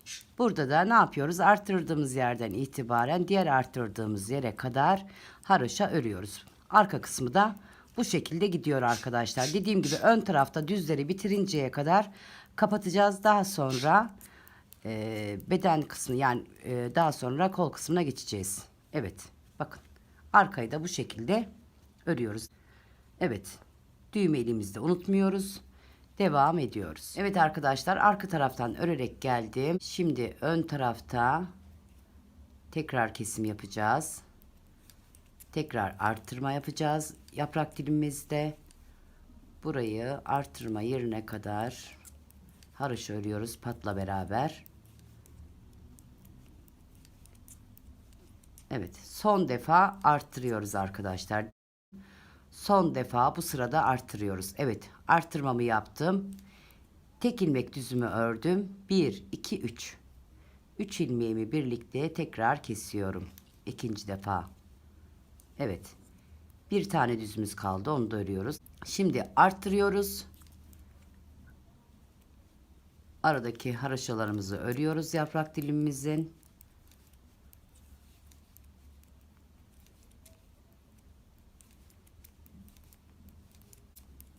Dediğim gibi bu sırada son defa arttırıyoruz. Doluyorum. Evet, buradan bir tane düzümü örüyorum. 1, 2, 3. 3 ilmeği bakın ortadaki sabit gidiyor. 3 ilmeğimi birlikte aldım. Kestim. Soldaki bir ilmek düzümü örüyorum. Arttırıyorum. Bu şekilde ikinci sırayı da bu şekilde bitiriyoruz arkadaşlar. Burada kesiyoruz. Bakın. Sağda ve solda birer tane düzümüz kaldı. Burada da sağda ve solda yaprak dilimimizi arttırıyoruz. Son arttırma sıramız arkadaşlar. Evet. Arttırıyoruz. Bir tane düzümü ördüm. Sağdan ve soldan birer düz aldım. Ortada bir tane düzümüz var sabit. Evet. Soldaki bir tane kalan düzümü ördüm. Devam ediyoruz. Bu şekilde bu sırayı da bitiriyoruz. Arkada da geldiği yönde örüyoruz arkadaşlar. Yani arkada buralar haroşa. Burada 3 tane düzümüz var biliyorsunuz. Arka tarafta ters olarak örüyoruz. Evet. Bu ikinci sırayı da bitireyim. Arka taraftan örüp geleceğim. Ön tarafta son sırayı beraberce yapacağız ve bu videomu ikinci bölüm olarak paylaşacağım arkadaşlar. Evet. Bu şekilde devam ediyoruz. Evet, son sıramıza geldik artık arkadaşlar. Bu son sıramızda sadece burada kalan 3 ilmeğimizi keseceğiz. Arttırmalar yapmayacağız. Artık bu sırada arttırmalarımız bitiyor. Bakın burada 3 ilmeğimiz kaldı biliyorsunuz. Burada son 3 ilmeğimizi keseceğiz. Bir ilmeğimiz kalacak. Burada da artık arttırmalar bitti. Evet, son sırayı da yapalım arkadaşlar. Ben bu bölümü paylaşacağım. 3. bölümde kol ve bedeni yapacağız. Evet. Beraber başlatalım. Patımızı örelim. Unutmayalım arkadaşlar. Bu son sırada arttırmalarımız, yani haroşalarımızın, yaprak dilimimizin sağında ve solunda arttırmalarımız bitti artık. 273 tane ilmeğimiz vardı. Şimdi bu sırayla beraber, son sırayla beraber 26 ilmek eksilmiş olacak. 247 tane ilmeğimiz kalacak. Evet. Tamamen haroşamızı örüyoruz. Unutmayalım arkadaşlar, arttırma yok. Evet, son 3 ilmeğimizi de kesiyoruz. Bu dilimimizi tamamen kapatıyoruz. Düzleri de kapattık, bitirdik arkadaşlar. Bakın, bir tane ilmeğimiz kaldı. Arka taraftan da örerken bu ilmeğimizi düz olarak, yani tamamen haroşa olarak öreceğiz. Evet, haroşamızı örelim. Bakın, arttırmamız yok. Sadece 3 ilmek düzümüz var. Onu keseceğiz. Tek ilmeğe düşecek. Toplam 247 tane ilmeğimiz olacak arkadaşlar. Ne demiştik? 273 tane ilmeğimiz vardı en son. 26 ilmeğimiz eksildi. 247 tane ilmeğimiz kalmış olacak. Evet, bakın. Bu şekilde kestik. Burada artırmalarımız yok dediğim gibi. Haroşamızı örüyoruz. Diğer kesimimizi de yapalım arkadaşlar beraber. Daha sonra bu videoyu sonlandıracağım. Arka tarafta ne yapacağız? Arka tarafta dönerken, arka tarafı örerken tamamen düz, yani haroşa öreceğiz. Ön tarafa geleceğiz. Ön tarafa geldiğimizde kol ve beden ayrımına başlayacağız arkadaşlar. Evet, bakın arttırmadan yaprak dilimimi ördüm. Bu yaprak dilimi kaç tane oldu? Onu da sayalım beraber. Kaç ilmek oldu? 2, 4, 6, 8, 10, 12, 14, 16 ve 17. 17 ilmeğimiz oldu bu yaprak dilimimizde. Artık artırmalar son sırada yok. Sadece bu 3 ilmeğimiz, kalan 3 ilmeğimizi kesiyoruz. Tek ilmeğe düşürüyoruz. Arka tarafta da tamamen haroşa örüp ön tarafa geldiğimizde kol ve beden ayrımını yapıyoruz. Şöyle bir tane daha beraber yapalım ve videomuzu noktalayalım. Tek ilmeği düşürdüm. Artırma yapmıyoruz. Haroşalarımızı örüyoruz. Artık arka tarafa geldiğimizde de tamamen haroşa örüp kol beden ayrımına geçiyoruz. Burayı kapatırken bitirmiştim. Son kapanışı yapmıştık yaprak dilimimizin.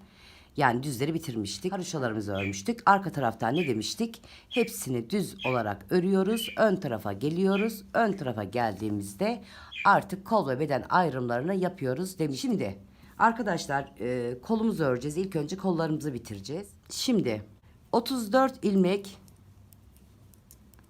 haroşa örerek gelelim. 34. 34 ilmek bedenimizi de burada bırakacağız arkadaşlar. İsterseniz bunu iğne ip takıp bir ipe de geçirebilirsiniz. İsterseniz ilmek toplama aparatları var. Onunla da toplayabilirsiniz bırakabilmek için. Ama ben şimdilik bırakacağım. Daha sonra rahatsız ederse değiştireceğim.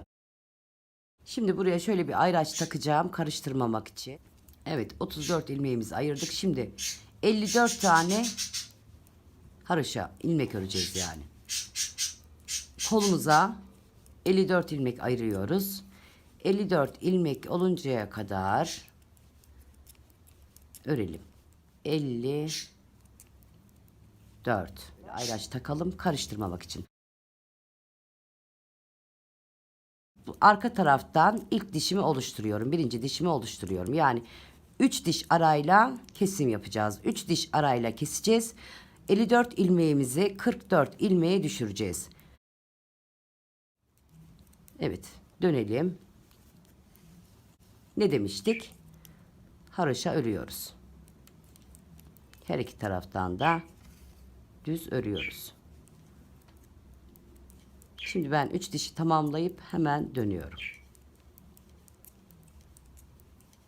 Evet, şöyle göstereyim. 3 diş tamamladık. 1, 2 ve 3. Evet. İlk kesimimizi yapıyoruz. Arkadaşlar şunu da alalım, ayracımızı da. Artık ayrım olduğu için karıştırma gibi bir olanağımız yok. Evet, ilk ilmeğimi aldım. Bakın ikinci ve üçüncü ilmeğimi bu şekilde kestim. Son 3 ilmeğim kalıncaya kadar, sıra sonuna kadar geleceğiz. Son 3 ilmeğimiz kaldığında oradan da bir ilmek kesmiş olacağız. Evet. 1, 2, 3. İlmeğimizi şöyle düzeltelim. İçe doğru keseceğiz. Evet. Evet, bakın arkadaşlar, son kesimden sonra 3 diş haroşa daha ördüm. Yani 5 defa eksilttik. 44 tane ilmeğimiz kaldı. Şimdi bu 44 ilmeğin üzerine, yani 3 diş haroşanın üzerine 4 sıra düz gideceğiz. Arkadaşlar robada da anlattığım için kısa kısa geçeceğim. Daha sonra bu kolu bitirdikten sonra ben öbür kolu bitireceğim. Aynı bu şekilde yapacağım. İkinci kolu anlatmaya gerek yok. Aynı bu şekilde siz de devam edeceksiniz. Şimdi ben ön yüzden düz, arka yüzden ters olmak üzere 4 sıra gideceğim. 4 sıranın sonunda, yani 1, 2, 3, 4. Ön yüzde düz öreceğiz, arka yüzde ters öreceğiz. Zemini oluşturacağız modelimiz için. Şimdi ben 4 sıra düzümü tamamlayıp hemen model için geri dönüyorum. Evet, şöyle bakalım. 4 sıra zeminimizi, düzümüzü oluşturduk yani. 4 sıra düzden sonra hemen modelimizi koyuyoruz. Modelimizi 44 ilmek üzerinden koyuyoruz arkadaşlar. Şimdi ne yapıyorduk? Evet, ilk 2, 3 ve 4. 4 ilmek düzümüzü ördük. Bir doladık, bir düz ördük, bir doladık. 1, 2, 3, 4, 5 ve 6. 6 ilmek düzümüzü ördük. Bakın arkadaşlar. İlk başta başlangıç ilmeğimizle beraber 4 düz ördük. Bir doladık. Bir düz ördük. Bir doladık. Şimdi 6 düz. Bir dola. Bir düz ör. Bir dola. 1, 2, 3, 4, 5, 6. Bir dola. Bir düz ör. Bir dola, bir düz ör, bir dola. 1, 2, 3, 4, 5, 6. Bir dola, bir düz ör, bir dola. 1, 2, 3, 4, 5, 6. Bir dola, bir düz ör, bir dola. Bir arttırdım, bir düz ördüm, bir arttırdım, bir, sonda kalan 2, 3 ve 4. 4 ilmeğimi ördüm. Arka tarafta ne yapıyoruz arkadaşlar? Geldiği yönde. Tersleri ters örüyoruz, haroşaları haroşa örüyoruz. Evet. 2, 3, 4. Bu arttırdıklarımız ve aradakiler haroşa örülüyor. Arkadaşlar, birinci bölümde anlattığım için burayı uzun uzun anlatmayacağım. Bir ön tarafta bir daha gösterip daha sonra kaç defa arttırdım onu göstereceğim. 1, 2, 3. 6 tersimi örüyorum. Ön tarafta 6 düz olan, arka tarafta 6 ters örüyorum. Doladıklarım ve ortada kalanlar biliyorsunuz haroşa örülüyor. Yani yaprak dilimini başlatıyoruz. Evet, 6 tersimi ördüm. Bakın, doladıklarım, arada olan, soldaki doladım. Onlar ön tarafta ve arka tarafta biliyorsunuz haroşa örülüyor.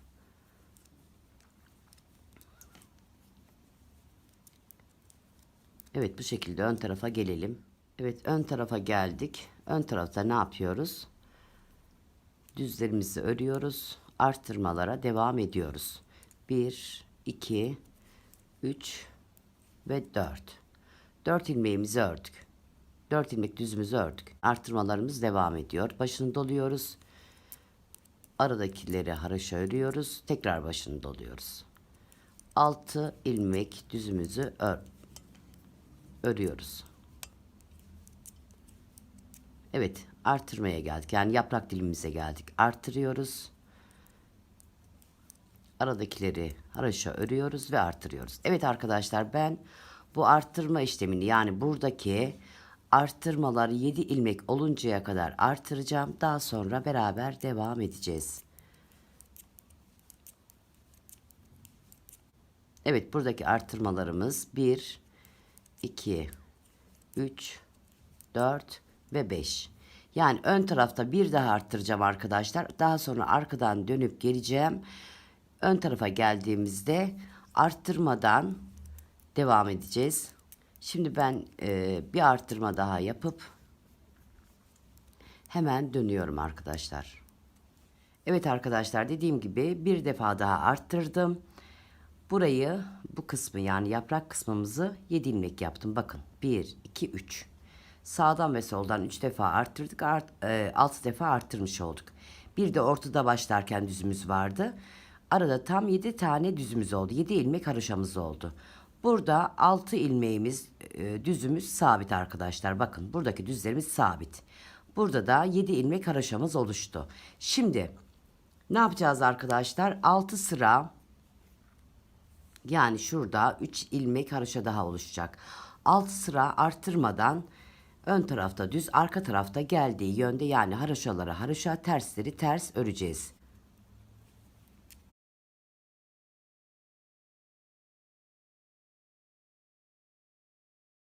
Bu şekilde ön taraftan düz örerek geldim arka tarafa, yani ikinci sıramıza, birinci sıramızı ördük.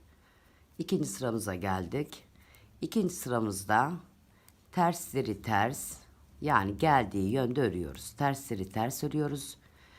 4 ilmek tersimizi ördük. 1, 2, 3, 4, 5, 6 ve 7. 7 ilmek haroşamız oluşmuştu yaprağımızda, biliyorsunuz. 6 ilmek tersimizi örelim. 6 ilmeğimiz sabit. 7 ilmekte haroşamız var. Evet, şimdi ikinci sıradayım arkadaşlar ben.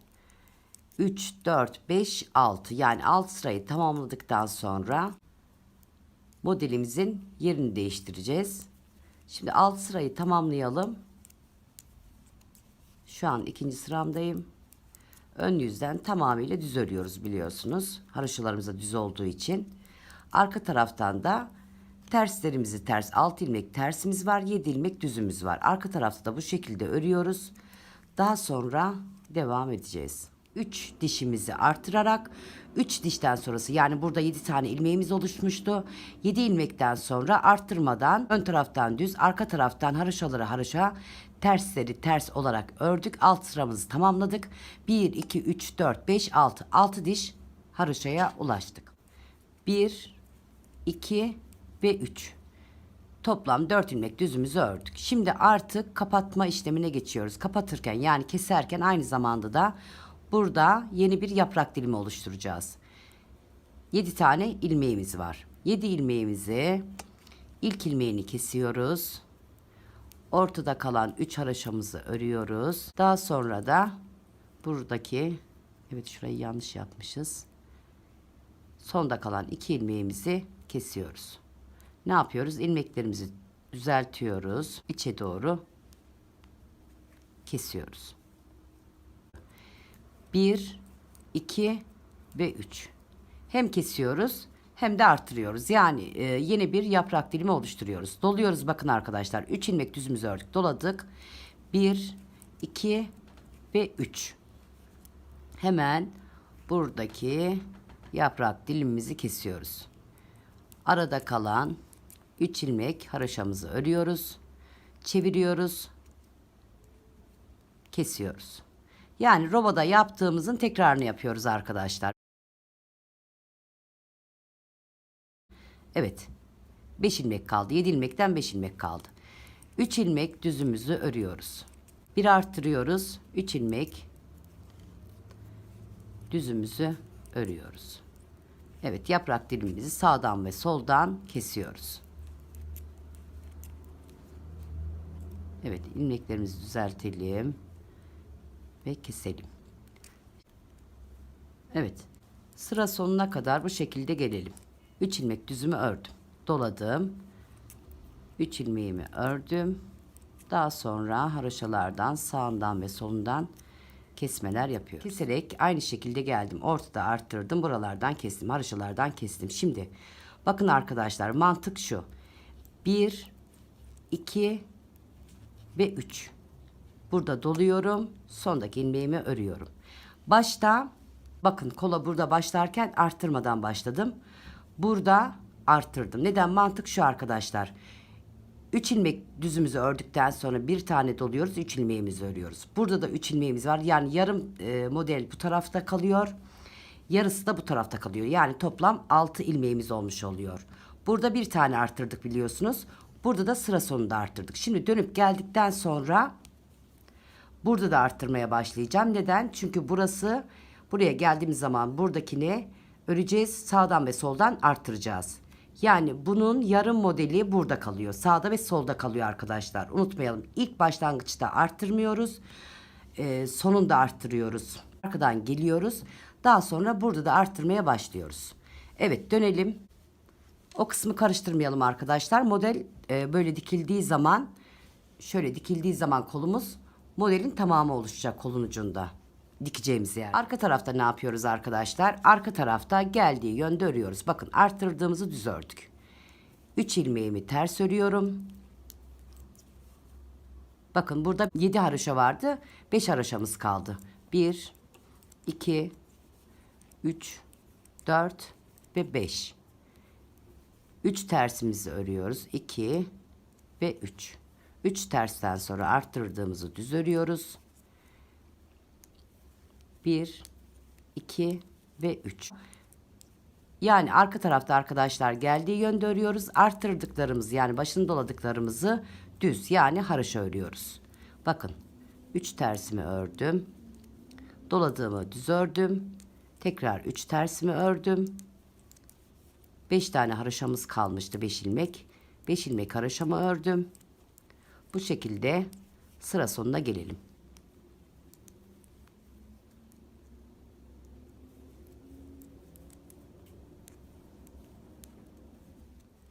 Evet, arka taraftan geldiği yönde örerek sıra sonuna geldik. Bu arttırmaları ne yapıyoruz arkadaşlar? Haroşa.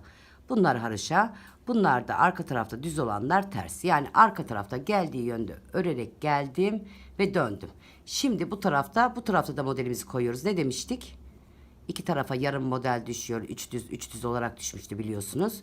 Sıra sonunda ilk arttırmamı yapmıştım. Burada da bakın, arttırmamı yaptım. Yani bu sırada arttırmamı yapıyorum. İkinci sırada arttırmamı yapıyorum arkadaşlar. Arttırmamı yaptım. 1, 2 ve 3. 3 ilmek düzümü ördüm. Aynı şekilde burada devam ediyoruz. Kestim. Arada kalan bir haroşamı ördüm.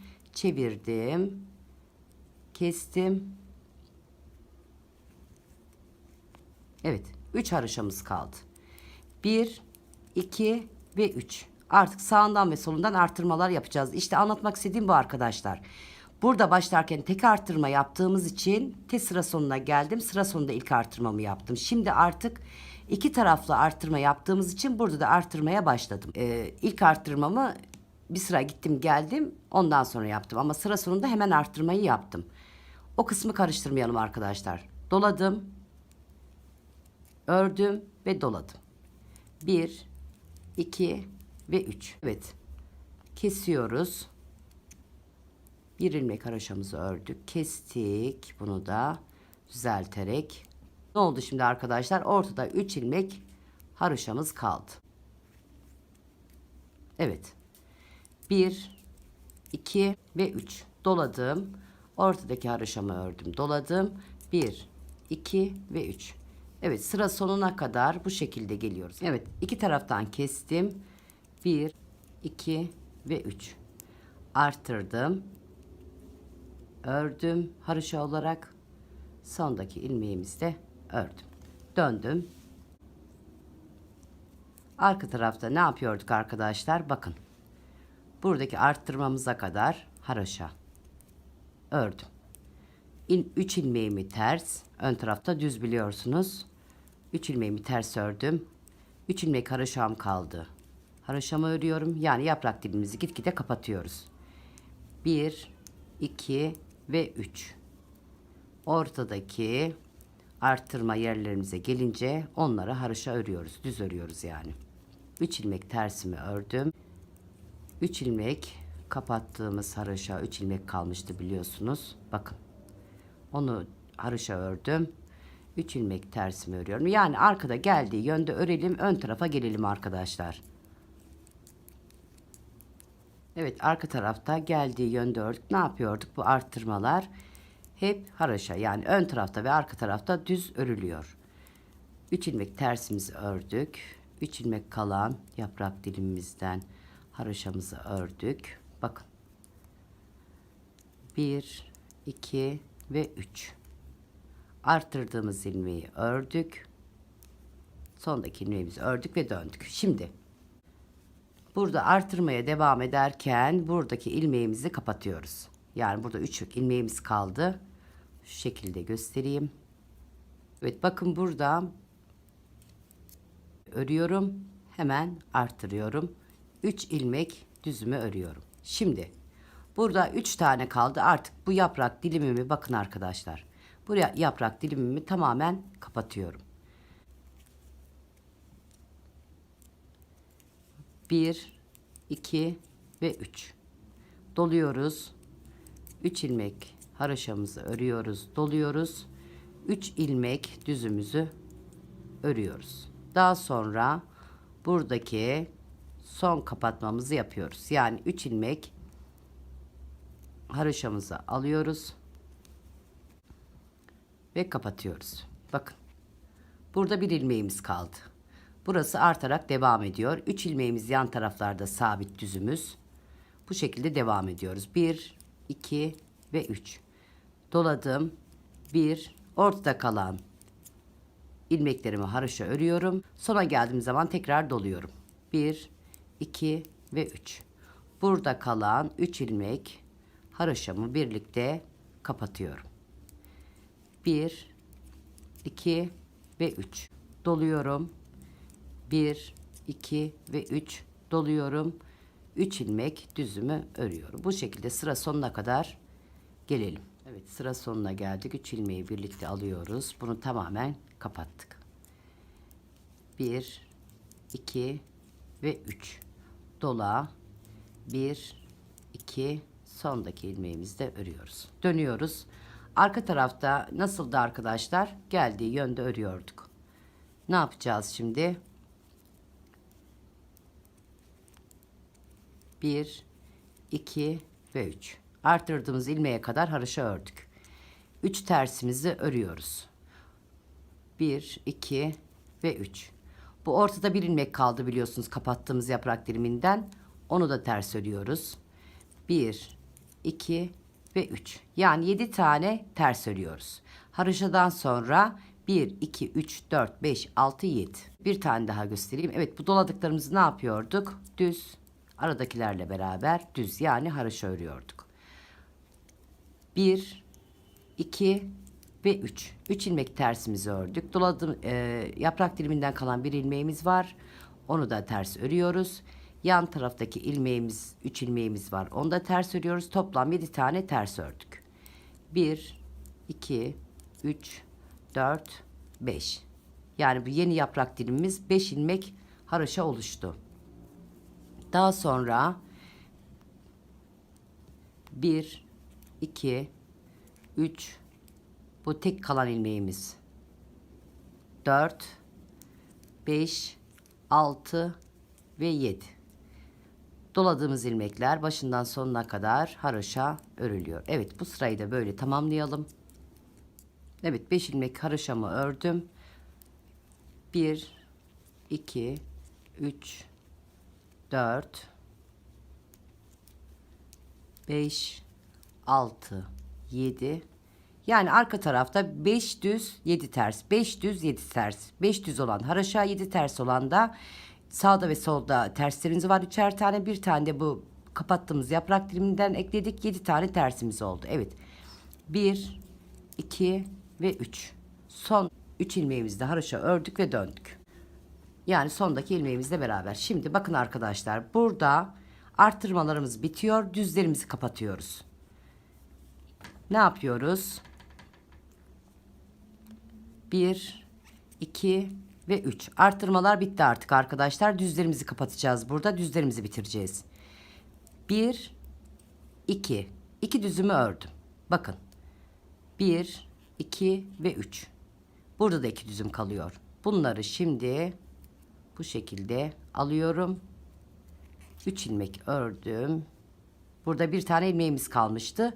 Düzlerden de birer tane ilmek aldık. Şimdi düzlerde sadece sağ tarafta 2 düzümüz kaldı. Sol tarafta 2 düzümüz kaldı. Evet. 2 düzümüzü örelim. Hiç arttırma yapmadan 5 ilmek haroşamızı örüyoruz. Daha sonra 1, 2 ilmek düzümüzü ördük. Sağdan ve soldan birer ilmek düz aldık. Bir de ortada var arkadaşlar. Ne yapıyoruz? Üçünü birlikte alıyoruz. Evet, sol tarafta kalan 2 düzümüzü örüyoruz.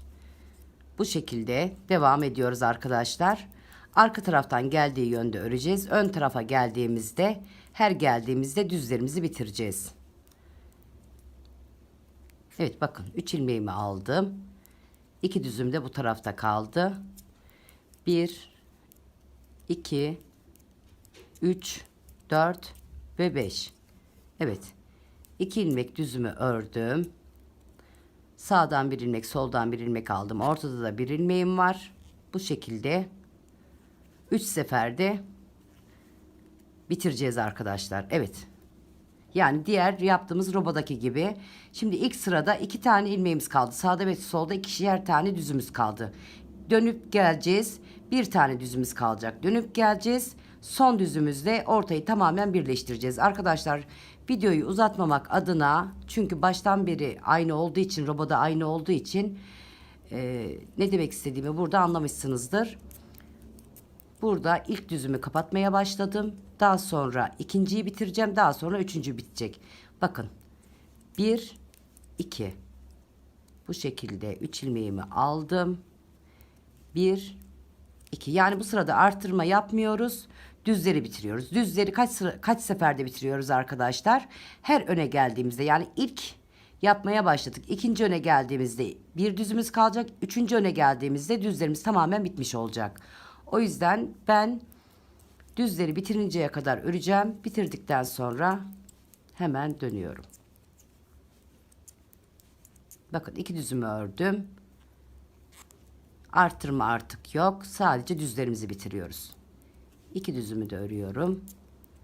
Daha sonra burada olan haroşalarımı örüyorum ve dönüyorum. Döndüğüm zaman da arkada geldiği yönde örüyorum. Bakın. 1, 2, 3. 4 ilmek haroşam var burada. 1, 2. 2 ilmek tersim var. Bu arada kalan bir ilmeğimiz keserken kalıyor biliyorsunuz. Onu da ters örüyoruz. Yani 5 ilmek ters. 1, 2, 3, 4, 5. 5 ilmek haroşa, 5 ilmek ters. Tabi bunlar her öne geçtiğimizde, öne döndüğümüzde, ön tarafa döndüğümüzde bitirmiş oluyoruz arkadaşlar. Haroşalarımız sabit kalıyor. 1, 2, 3, 4, 5. Evet, şöyle göstereyim, döneyim. Şimdi buradakileri tamamen bitirinceye kadar, buradaki düzleri bitirinceye kadar, ortada bir tane kalacak. Buradaki düzleri bitirinceye kadar öreceğim. Yani dediğim gibi her ön sıraya geldiğimde birer düz alacağız. Daha sonra bir daha geleceğiz. Bir düz daha alacağız. Buradaki düzlerimiz bitecek arkadaşlar. Buradaki haroşalarımızı da şöyle göstereyim. Sabit olarak 5 ilmek öreceğiz. Şimdi ben düzlerimi tamamen bitirip hemen dönüyorum. Bakın, isterseniz son sıramızı beraber yapalım. 3 tane. Bir düzümüz burada kaldı. Bir düzümüz burada. Burada da kestiğimiz düzümüz. Son sırayı şöyle göstereyim. Bakın. 3 ilmek haroşamı ördüm. Baştaki ilmeğimizi, yani başlangıç ilmeğimizi saymazsak 2 ilmek haroşa.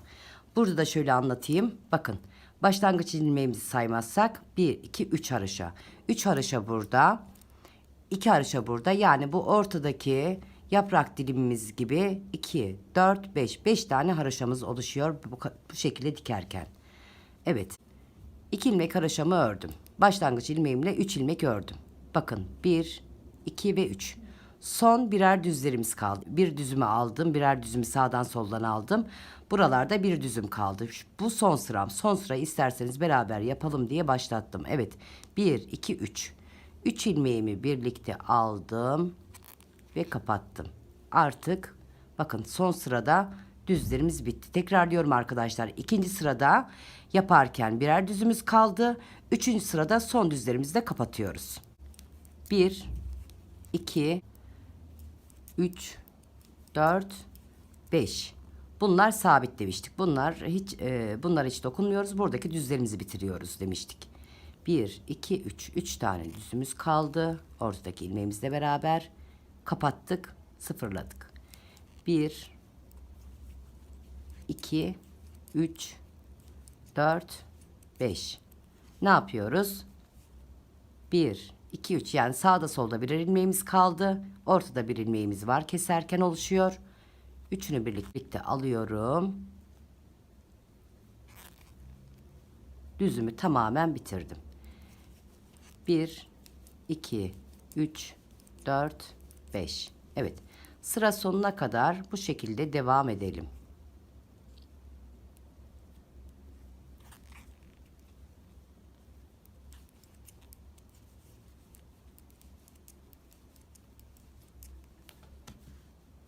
Bakın bu şekilde düzlerimiz tamamen bitti. Ortadaki haroşalarımız, yani yaprak dilimimizin haroşası sabit bir şekilde gidiyor. Evet, sonunda kapattım. Evet, ne demiştik? Burada 3 tane haroşamız var. 3 ilmek haroşamız var. Başında da 2 ilmek haroşamız var. Yani şuradaki 5 ilmek haroşamız sağda ve solda oluştu. 1, 2 ve 3. Sondaki ilmeğimizi örüyoruz. Artık arkadaşlar arka tarafta tamamen ters öreceğiz. Yani 3 ilmek önde düzümüz oluşacak. İlk sırada arkada, yani ters olarak başlıyorum. Ters olarak öreceğim. Ön tarafa geleceğim, düz öreceğim. Tekrar arka tarafta ters öreceğim. Ön tarafta 3 sıra düzümü oluşturacağım. Artık yaprak dilimiz tamamen bitti. Roboda yaptığımız gibi lastik kısmına geçeceğiz. Lastik kısmına geçmeden önce 2 alttan alarak ilmekleri birleştiriyorduk biliyorsunuz. O kısma geçeceğiz. Önce 3 sıra düzümüzü ön tarafta tamamlamış olalım. İlk sıramızı örüyorum şu an, tersimizi. Ön tarafta düz öreceğim. Tekrar arka tarafa gelip ters öreceğim. 3 sıra düzümü tamamlayacağım.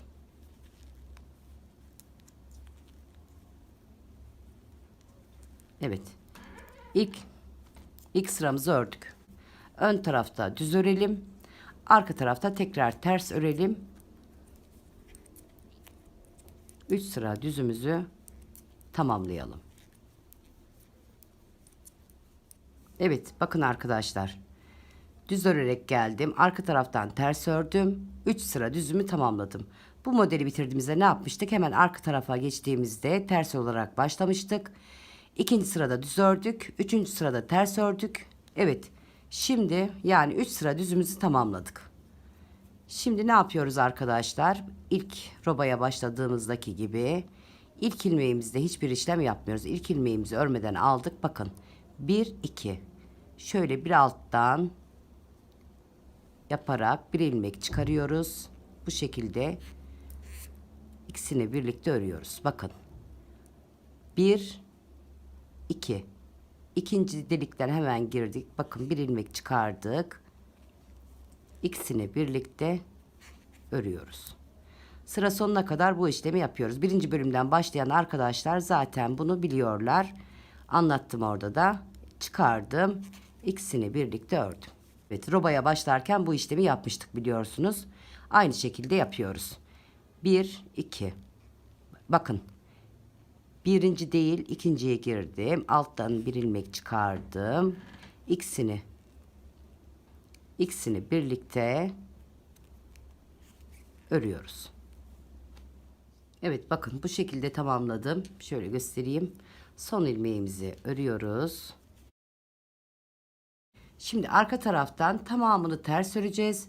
Ön tarafa geldiğimizde lastiğimize başlayacağız. Yani yakada yaptığımız gibi önce lastiği yapmıştık, sonra bunu yapmıştık biliyorsunuz. Lastik şimdi aşağı doğru indiği için, aşağı doğru ördüğümüz için önce bunu yaptık. Yani bu kemeri yaptık. Daha sonra da lastiğimizi öreceğiz. Şimdi arkadaşlar diğer kolu da aynı şekilde öreceğiz. O kolu göstermeyeceğim artık. Bu kol gibi diğer kolu da öreceksiniz. Diğer kolu da ördükten sonra beden birleştireceğiz. Şimdi ön tarafa gelelim. Lastiğine başlayalım. Evet, şöyle bakalım. Şu şekilde. Artık lastiğimize geçiyoruz. Arka tarafta ters örerek geldik. Şimdi ön tarafta bir ters bir düz olarak lastiğimize başlayalım. Bir düz bir ters, bir düz bir düz bir ters olarak birinci sıramız burası. Bir düz bir ters olarak lastiğimizi tamamlayalım. Son görüntüsüne bakalım arkadaşlar. Evet, bakın arkadaşlar, kolumuzu bu şekilde bitirdik. 8 sıra lastik gittim. Dediğim gibi arkadaşlar, siz isterseniz 6 sıra, isterseniz 10 sıra, yani kendi zevkinize kalmış lastik sırası, ama 8 sıra bence yeterli diye düşünüyorum. Evet, kolumuzu bu şekilde bitirdik. Şöyle göstereyim. Şimdi arka tarafı örerek geleceğiz. Daha sonra diğer kola başlayacağız. Şimdi şöyle yapalım. Arkadaki ilmeklerimizi örelim kola kadar. Kolda hemen ikinci kolumuza başlayalım. Örerek gelelim. Bakın, bu kolumuza başladığımızda buradan 34 ilmek örerek geldik. 54 ilmek kolumuza başladık. Buradan da arka taraftan örerek geleceğiz. 54 ilmeğimizi kolumuza ayırmıştık biliyorsunuz. 54 ilmekle ikinci kolumuza başlayacağız. Daha sonra da bedeni birleştireceğiz. Bedeni örmeye başlayacağız. Evet, burada bakın işaret koymuştum. Ayracımızı bu tarafa alalım. Birkaç sıra dursun, yerini karıştırmayalım çünkü. Evet. Buraya da ayraç takmıştım arkadaşlar. Bakın.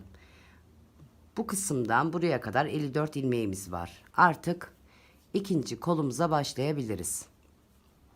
Arka taraftan örerek geldim. Arka tarafın ilmeklerini bıraktım sağ tarafta. Artık kolumuza başlıyoruz. Evet arkadaşlar, birinci kol gibi ikinci kolumuzu da aynı şekilde örelim, bitirelim. Evet, şöyle bakalım arkadaşlar. İkinci kolumu da bitirdim. Öbürünü de göstermemiştim. Nasıl kesim yaptığımı. Evet, bakın. İlk ilmeğim düz. Düz örüyorum. Arkadaki ilmeği üzerinden atlatıyorum. Sıradaki ilmeğim ters. Ters örüyorum. Arkadaki ilmeği üzerinden atlatıyorum. Yani örerek, sırayla düz ters örerek bu şekilde atlatma işlemi yapıyoruz. Evet. Bakın, ters ördükten sonra hemen arkadaki ilmeği üzerinden atlattım. Düz örüyorum. Yani sıradaki gelen ilmekleri tersse ters, düzse düz örüyorum. Daha sonra üzerinden atlatıyorum. Evet, bakın şu şekilde kestim. Şimdi şöyle kilitleyelim. Biraz ip bırakalım ki dikeceğiz çünkü arkadaşlar. Şöyle yapalım. Ne yapmıştık arkadaşlar? Buradaki kolu örerken bu taraftan 34 ilmek örerek buradaki kolu örmüştük. Daha sonra arka tarafı örerek geldik. İkinci kolumuzu ördük. Şimdi bu taraftaki 34 ilmeğimizle, yani ön bedenimizle devam edeceğiz. İpimizi bağlayacağız. Tekrarlıyorum, bakın arkadaşlar, ön bedenden örerek geldim, birinci kolu ördüm. Daha sonra arka bedenden örerek geldim, ikinci kolu ördüm. Şimdi buradaki bedeni öreceğiz. Yani belirli bir sıra haroşa öreceğiz arkadaşlar. Etek kısmına model koyup koymayacağıma karar vermedim. Eğer model koymazsam ben, birkaç defa tekrarladık. Kollarda tekrarladık. Roboda tekrarladık başlarken. Siz model koyabilirsiniz. Ben örerken karar vereceğim etek kısmından model koyup koymayacağıma. O yüzden şimdi önce bir bedeni birleştirelim. Evet. En son 34 ilmeğimizi öreceğiz. Haroşa örerek gideceğiz. Buradaki ipimizi uzatalım şöyle. Evet. Artık haroşa örüyoruz arkadaşlar. Hiçbir işlem yapmıyoruz. Dediğim gibi koltuk altlarında tam koltuk altlarına denk gelecek şekilde bir iki defa arttıracağım. Aşağı doğru genişlemesi için. Daha sonra dümdüz haroşa öreceğim. Dediğim gibi arkadaşlar belki etek kısmına modeli koyarım. Belki koymam. Siz isterseniz etek belirli bir sıra haroşa ördükten sonra etek kısmına model koyabilirsiniz. Aynı zamanda da buradaki örerken iliklerimizi unutmayalım arkadaşlar. Ne demiştik? 10 sıraya bir iliklerimizi koyacağız. Evet. Şimdi arka taraftan beraber örelim. Koltuk altı kısmında nasıl birleştireceğim onu göstereceğim. Şöyle yapalım. Evet. Koltuk altı kısmına kadar örerek gelelim arkadaşlar. Dediğim gibi artık model yapmıyoruz. Bedenleri birleştiriyoruz. Belirli bir sıra haroşa öreceğim. Belki tamamen haroşayla bırakacağım, bitireceğim arkadaşlar ben. Belki de etek kısmına model koyacağım. Buradan şu şekilde şöyle tutalım. Burayı kilitleyeceğim arkadaşlar. Bakın. Bu kısmı ördüm. Örerken bakın son ilmeğim. 34. ilmekten girdim. Bakın şu şekilde göstereyim. Bir tane ördüm. Bir de yan tarafından girdim. Yani ilmeği çoğalttım. Şimdi bu tarafa geldim. Arka bedenin ilk ilmeğine bir tane ördüm. Bir de içinden çıkaracağım yan tarafından. Yani burada 2 tane arttırdım arkadaşlar. Bakın. Burada hiç açıklık olmayacak. Diktikten sonra zaten hiç açıklık kalmayacak. Evet.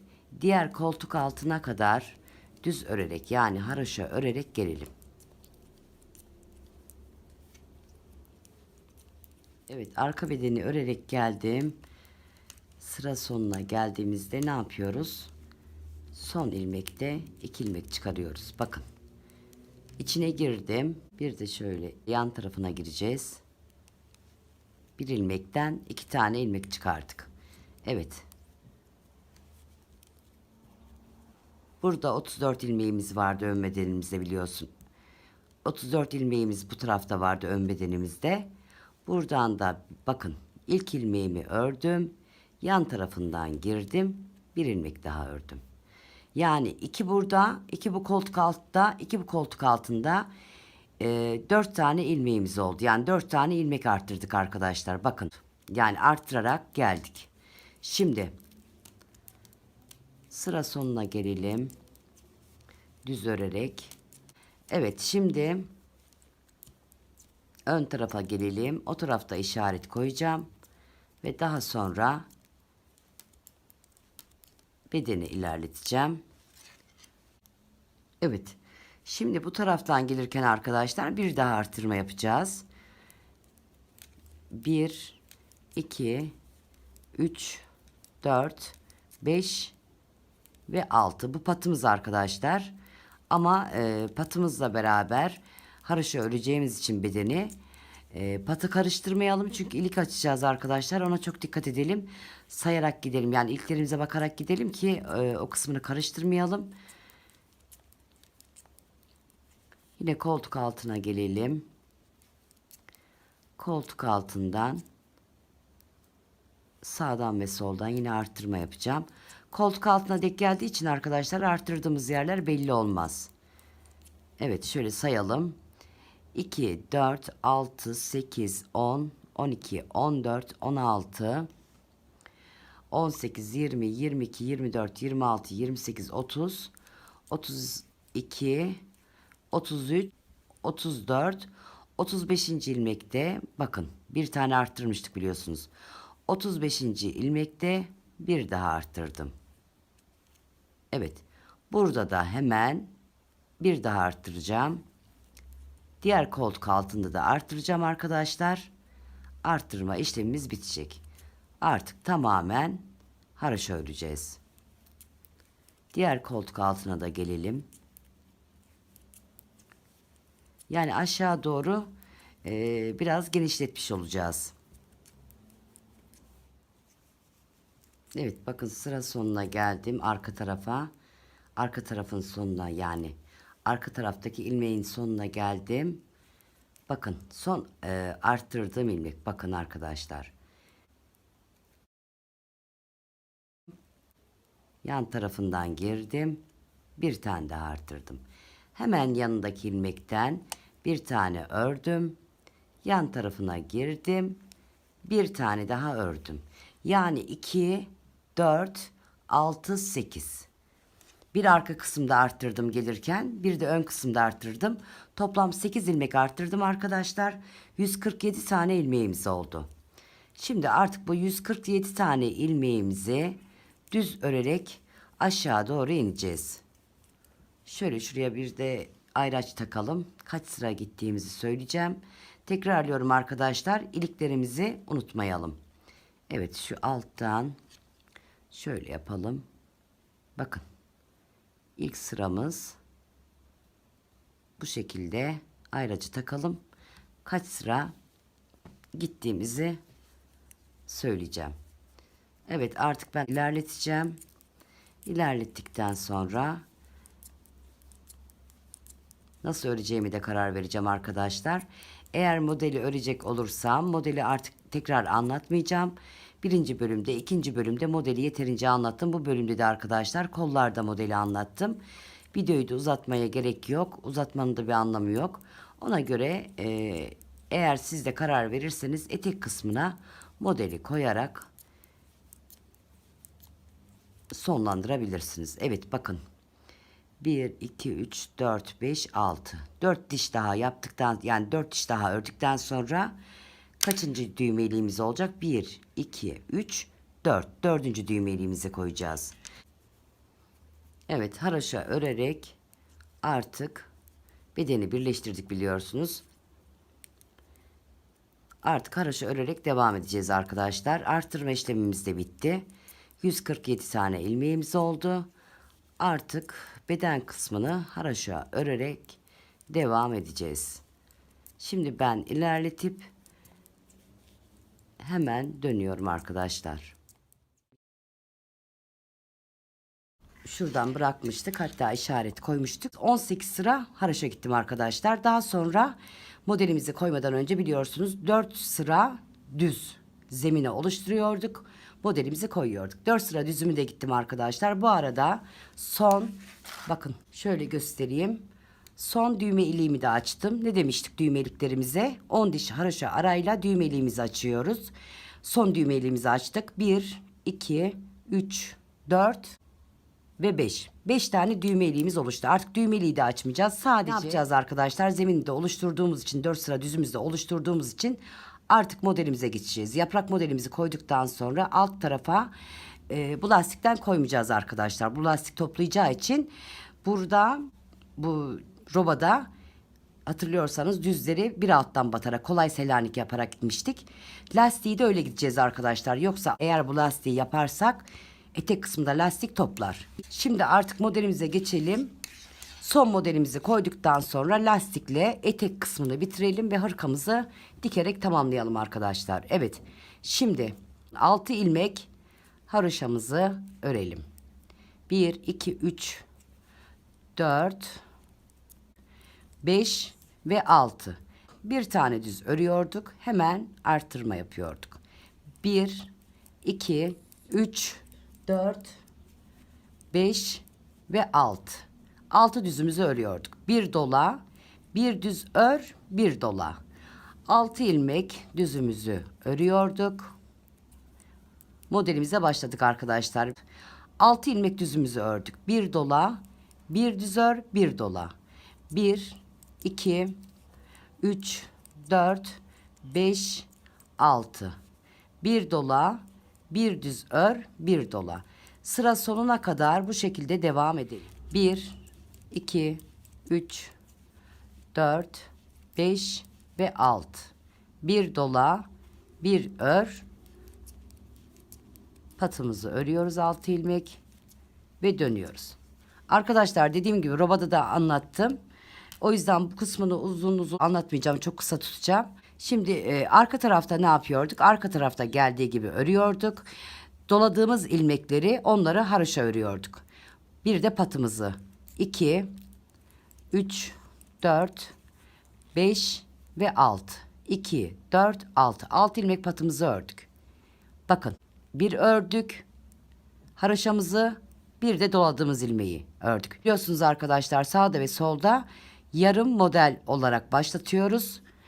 O yüzden doladığım ilmeğe kadar haroşa ördüm. Daha sonra 1, 2, 3, 4, 5, 6.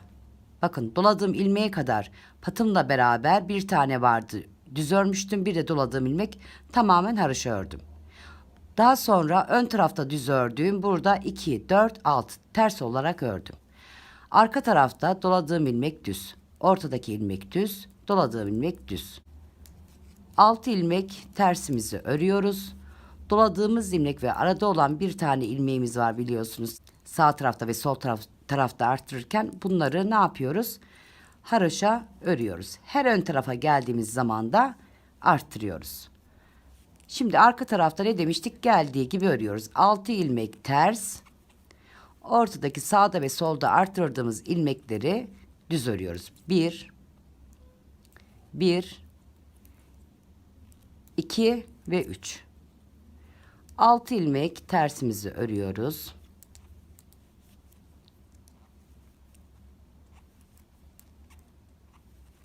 Sağda ve solda arttırdığımız burası gitgide büyüyecek.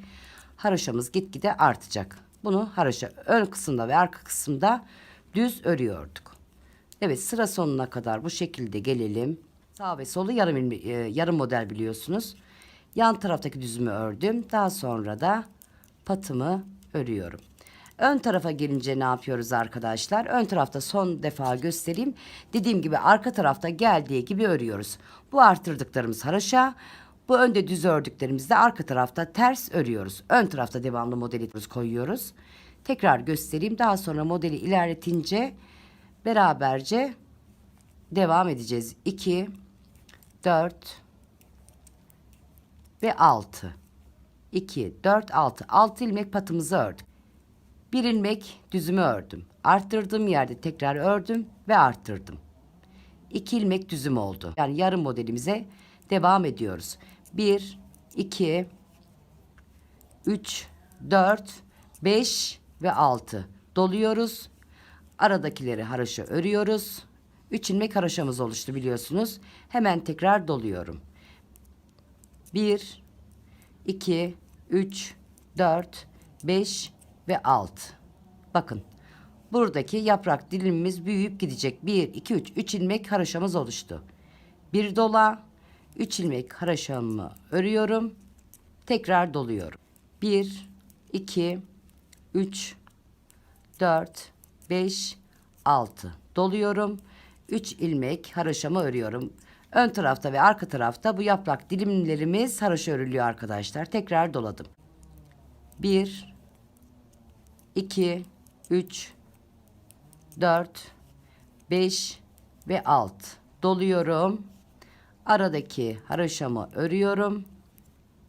Ve tekrar doluyorum. Sıra sonuna geldiğimizde bir daha sıra sonunu beraber yapalım. Evet bu şekilde sıra sonuna geldik. 6 ilmek düzümüzü örelim. Evet 6 ilmek düzümüzü ördük. Bakın bir doladık. 2 ilmek haroşamız oluştu. Başladığımızda 1 ilmek haroşa örmüştük, dolamıştık. Şimdi 2 ilmek haroşamız oldu dolamadan önce. 1, 2, 2, 4, 6. 6 ilmek patımızı örüyoruz. Arka tarafta ne yapıyorduk? Arka tarafta geldiği yönde örüyorduk. Şimdi ben orta tarafı ilerleteceğim arkadaşlar. Daha doğrusu bu yaprak kısmı olan yeri ilerleteceğim. İlerlettikten sonra beraberce modelimize devam edeceğiz. Evet 6 ilmek arka taraftayız şu an. Patımızı örelim. 3, 4, 5 ve 6. 6 ilmek patımızı ördük. Şimdi 1, 2 ve 3. 3 ilmek haroşamız oluştu. 3 ilmek haroşadan sonra 1, 2, 3, 4, 5, 6. 6 ilmek tersimi ördüm. 1, 2, 3, 4, 5. Bakın arada 5 ilmek haroşamız oluştu. 6 ters, 5 haroşa, 6 ters, 5 haroşa olarak arka tarafı da devam ediyoruz. Öne geldiğimiz zaman, ön kısma geldiğimiz zaman yine arttırmalarımıza devam ediyoruz. Evet bakın arkadaşlar, ilerlettim. Burada kaç ilmek haroşamız oluştu onu da söyleyeyim hemen. 2, 4, 6, 8 ve 9. 9 ilmek haroşamız oluştu bu yaprağımızda. Şimdi ne yapıyoruz? Bu 6 ilmeğimize, düz ilmeğimize yeni bir yaprak modeli oluşturuyoruz. Burayı da ne yapıyorduk arkadaşlar? Kapatıyorduk. Daha sonra lastik kısmına gelince lastik kısmını da beraberce yapalım ve bitirelim. 2, 3, 4, 5, 6, 6. 6 ilmek patımızı ördük. 2, 4, 6 pardon. 2, 4, 6. 6 ilmek patımızı ördük. Bakın arkadaşlar, burada 5 ilmek haroşamız oluştu. O 5 ilmek haroşayı yavaş yavaş kesmeye başlıyoruz. 1, 2, 3. 3 haroşamı ördüm. Daha sonra ilmeklerin yerini değiştirerek bakın sağ tarafa doğru kestim. 1, 2 ve 3. Dola 1, 2 ve 3. Evet, burada yeni bir yaprak modeli oluşturmaya başladık. Şimdi ne yapıyoruz? Burada hemen 2 ilmeğimizi alıyoruz, kesiyoruz. Aradaki haroşaları örüyoruz. Sonda 2 ilmek kalaya kadar, sonda 2 ilmeğimiz kaldı. Zaten arkadaşlar bunu iyice ezberlediniz, öğrenmişsinizdir ama yine de ben kısacık göstereceğim. Lastik kısmına geldiğimde hemen döneceğim. Evet, ne yaptık? Yan taraftan kestik. Ne yapıyoruz burada? 1, 2 ve 3. Dola 1, 2 ve 3. Hemen yan taraftan 2 ilmeğimi aldım ve kestim. Aradaki haroşalarımı örüyorum. Son 2 ilmeğim kaldığında çeviriyoruz bu şekilde ve kesiyoruz. Sağ tarafa doğru. Bir tarafı sağ tarafa doğru, bir tarafı sol tarafa doğru, içe doğru kesiyorduk. Evet. 1, 2 ve 3. Dola 1, 2 ve 3. Hemen ne yapıyoruz? Yan taraftan kesiyoruz. Aradaki haroşaları örüyoruz. Sonda 2 ilmeğimiz kaldığında onu da sağ tarafa doğru, yani içe doğru kesiyoruz. Yani içe doğru kesilecek arkadaşlar. Bu yaprak dilimleri kapanırken içe doğru keseceğiz. Evet. Bu şekilde sıra sonuna kadar gelelim. 1, 2, 3 arttır. 1, 2 ve 3. Hemen burada ne yapıyoruz arkadaşlar? Kesiyoruz. Diğerlerini haroşa olarak örüyoruz patımızla beraber. Şimdi arka tarafa döndüğümüzde ne yapıyorduk? Geldiği yönde örüyoruz demiştik. 1, 2, 2, 3, 4, 5, 6. Diğer yaprak dilimimizin haroşalarını örüyoruz. Daha sonra 1, 2, 3. Bakın arttırdığımız ilmeği haroşa örüyoruz. Düz örüyoruz. 1, 2 ve 3. 2 ve 3. Evet, bu yaprak dilimimizi ne yapıyorduk arkadaşlar? Ön yüzde ve arka yüzde haroşa, yani düz. Haroşamızı örüyoruz. 7 ilmek. 9 ilmek haroşamız vardı biliyorsunuz yaprak dilimimizde. Sağdan ve soldan kestik. 7 ilmeğimiz kaldı. Evet. 1, 2, 3. Yani arka tarafta geldiği yönde örüyoruz. Bu doladıklarımızı da haroşa örüyoruz arkadaşlar. Şimdi ben arka tarafı bitirip ön tarafa geldiğimizde bir daha göstereceğim. Daha sonra biliyorsunuz düzleri kapatıyorduk ön tarafta. O düzleri kapatıncaya kadar devam edeceğim. Düzleri kapatırken düzleri sonuna kadar örüp bitiriyorduk biliyorsunuz. Düzleri kapatıyorduk. Düzleri kapatırken de bir defa düzleri kapatırken göstereceğim. Daha sonra da lastiğimizi öreceğiz ve hırkamızı bitireceğiz. Hırkamızı bitireceğiz derken arkadaşlar ne yapacağız? Kolları beraberce dikeceğiz. Evet, şimdi ben arka kısmı da tamamlayıp arka tarafta geldiği yönde örüyorduk. Şimdi bir tane daha beraber yapalım. Patımızı örelim. Daha doğrusu o keseceğimiz yere kadar haroşa örüyoruz. Son 2 ilmek kala ne yapıyorduk? İçe doğru kesiyorduk. Evet. Burada ne yapıyorduk? 1, 2 ve 3. Bakın artırdığımız yere geldik. Doladım. Ortadakini haroşa ördüm. Doladım. 1, 2, 3. Burada ne yapıyorduk? İçe doğru kesiyorduk. Aradakileri haroşa örüyorduk. Son 2 ilmeğimiz kaldığında içe doğru kesiyorduk. Burada kapatıyoruz. Burada açıyoruz arkadaşlar. Bakın.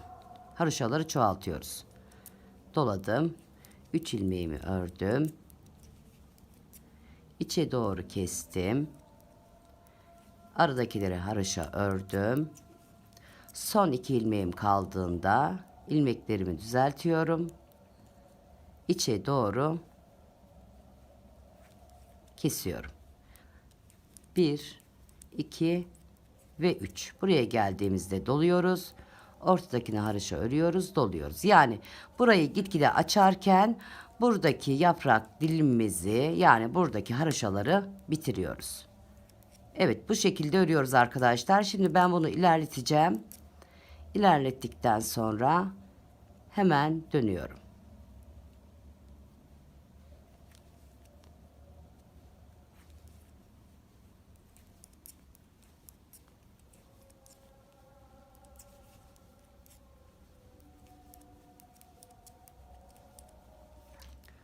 Evet, bakın arkadaşlar, burada 3 tane ilmeğimiz kaldı.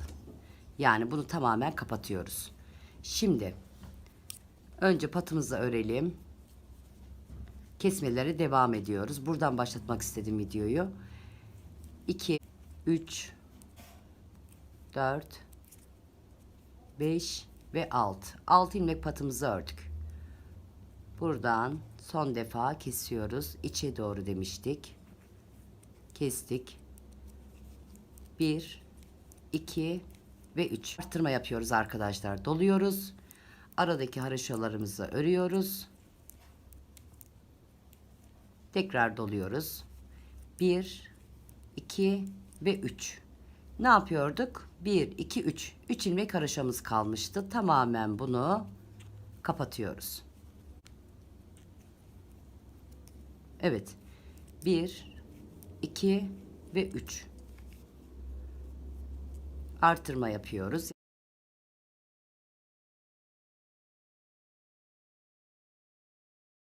Doladık. 1, 2 ve 3. 3 ilmek kalmıştı. Bakın. Kapatıyoruz artık. Birlikte alıyoruz ve kapatıyoruz. 1, 2 ve 3. Doluyoruz.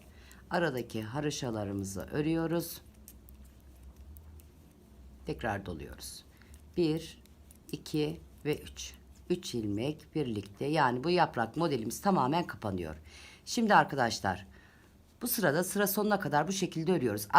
Arka tarafta ne demiştik? Geldiği yönde örüyoruz. Yani burada kalan bir tane ilmeğimizi arka tarafta ters olarak öreceğiz. Daha sonra bu sıraya geldiğimizde, yani düz tarafa geldiğimizde düzlerden birer tane alıp düzleri tamamen bitireceğiz. Şimdi bu sırayı sıra sonuna kadar böyle devam ediyoruz.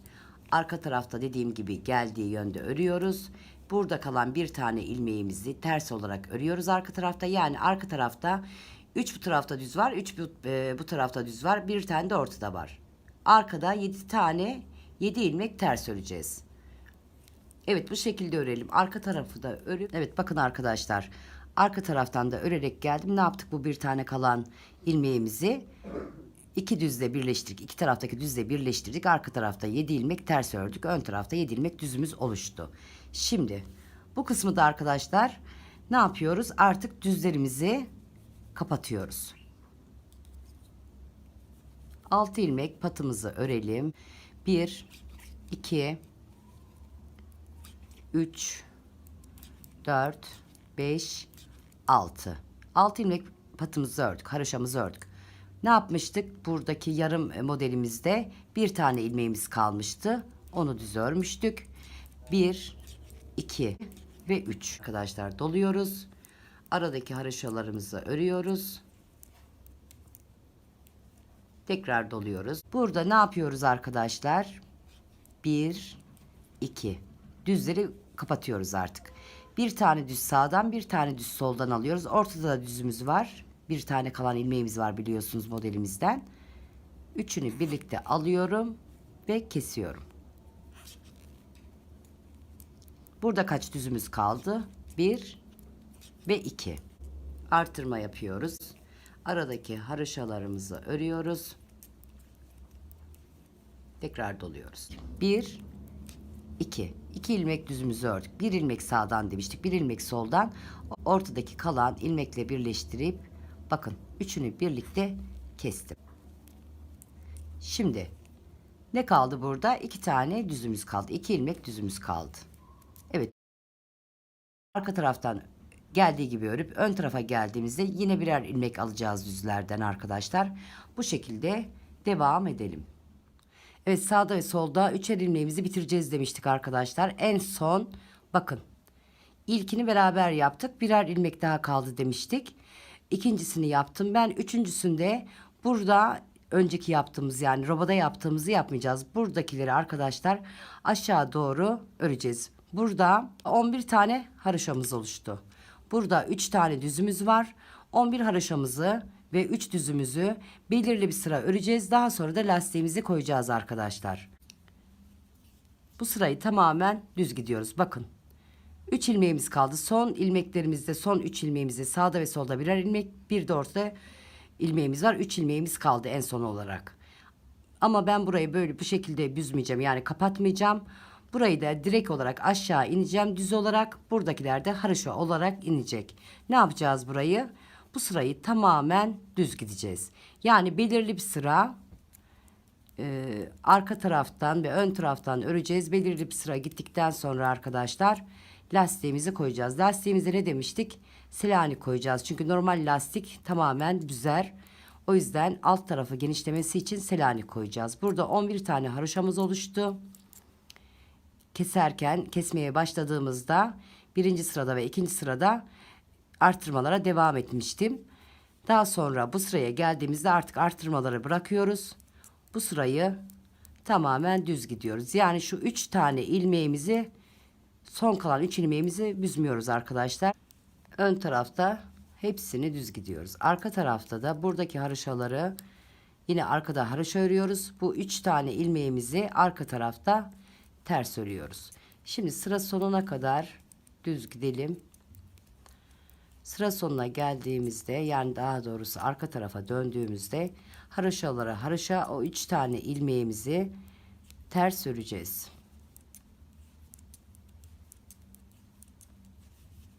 Evet, ön taraftan tamamen şu şekilde göstereyim. Düz örerek geldik.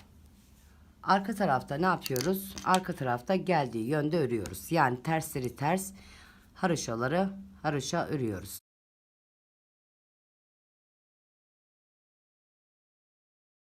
Bakın arkadaşlar, burada karıştırma yapmayalım. Burada düz ördüklerimiz, burada ters öreceğiz. 2 4 5 ve 6. 1 2 3 ve 4. 4 ilmek tersimiz var. Haroşamızı örüyoruz 11 ilmek. Bakın 1 2 ve 3. Önde 3 ilmek düzümüz vardı. Arkada 3 ilmek ters örüyoruz. Yani geldiği yönde öreceğiz arkadaşlar. Haroşalarımızı haroşa, terslerimizi ters öreceğiz. Şimdi ben bunu ilerleteceğim arkadaşlar. Evet, ilerletip hemen dönüyorum. Evet, şöyle göstereyim arkadaşlar. Böyle 8 sıra gitmem yeterli. 8 sıra gittim. 1, 2, 3, 4, 5, 6, 7, 8. 9. sırada lastiğimizi arkadaşlar arka tarafta koyacağız. Arka tarafta bir ters bir düz olarak başlayacağız. Şu şekilde bir düz bir ters. Bakın arka tarafta lastiğini koydum. Ön tarafta düzleri bir alttan alacağız. Arka tarafta sadece bir ters bir düz. Yani tek taraflı kolay Selanik yapacağız arkadaşlar. 9. sırada lastiğimizi koyuyoruz dedim arkadaşlar. Orada yanlışlık yaptım. 1, 2, 3, 4, 5, 6, 7, 8. 8. sırada lastiğimizi koyuyoruz.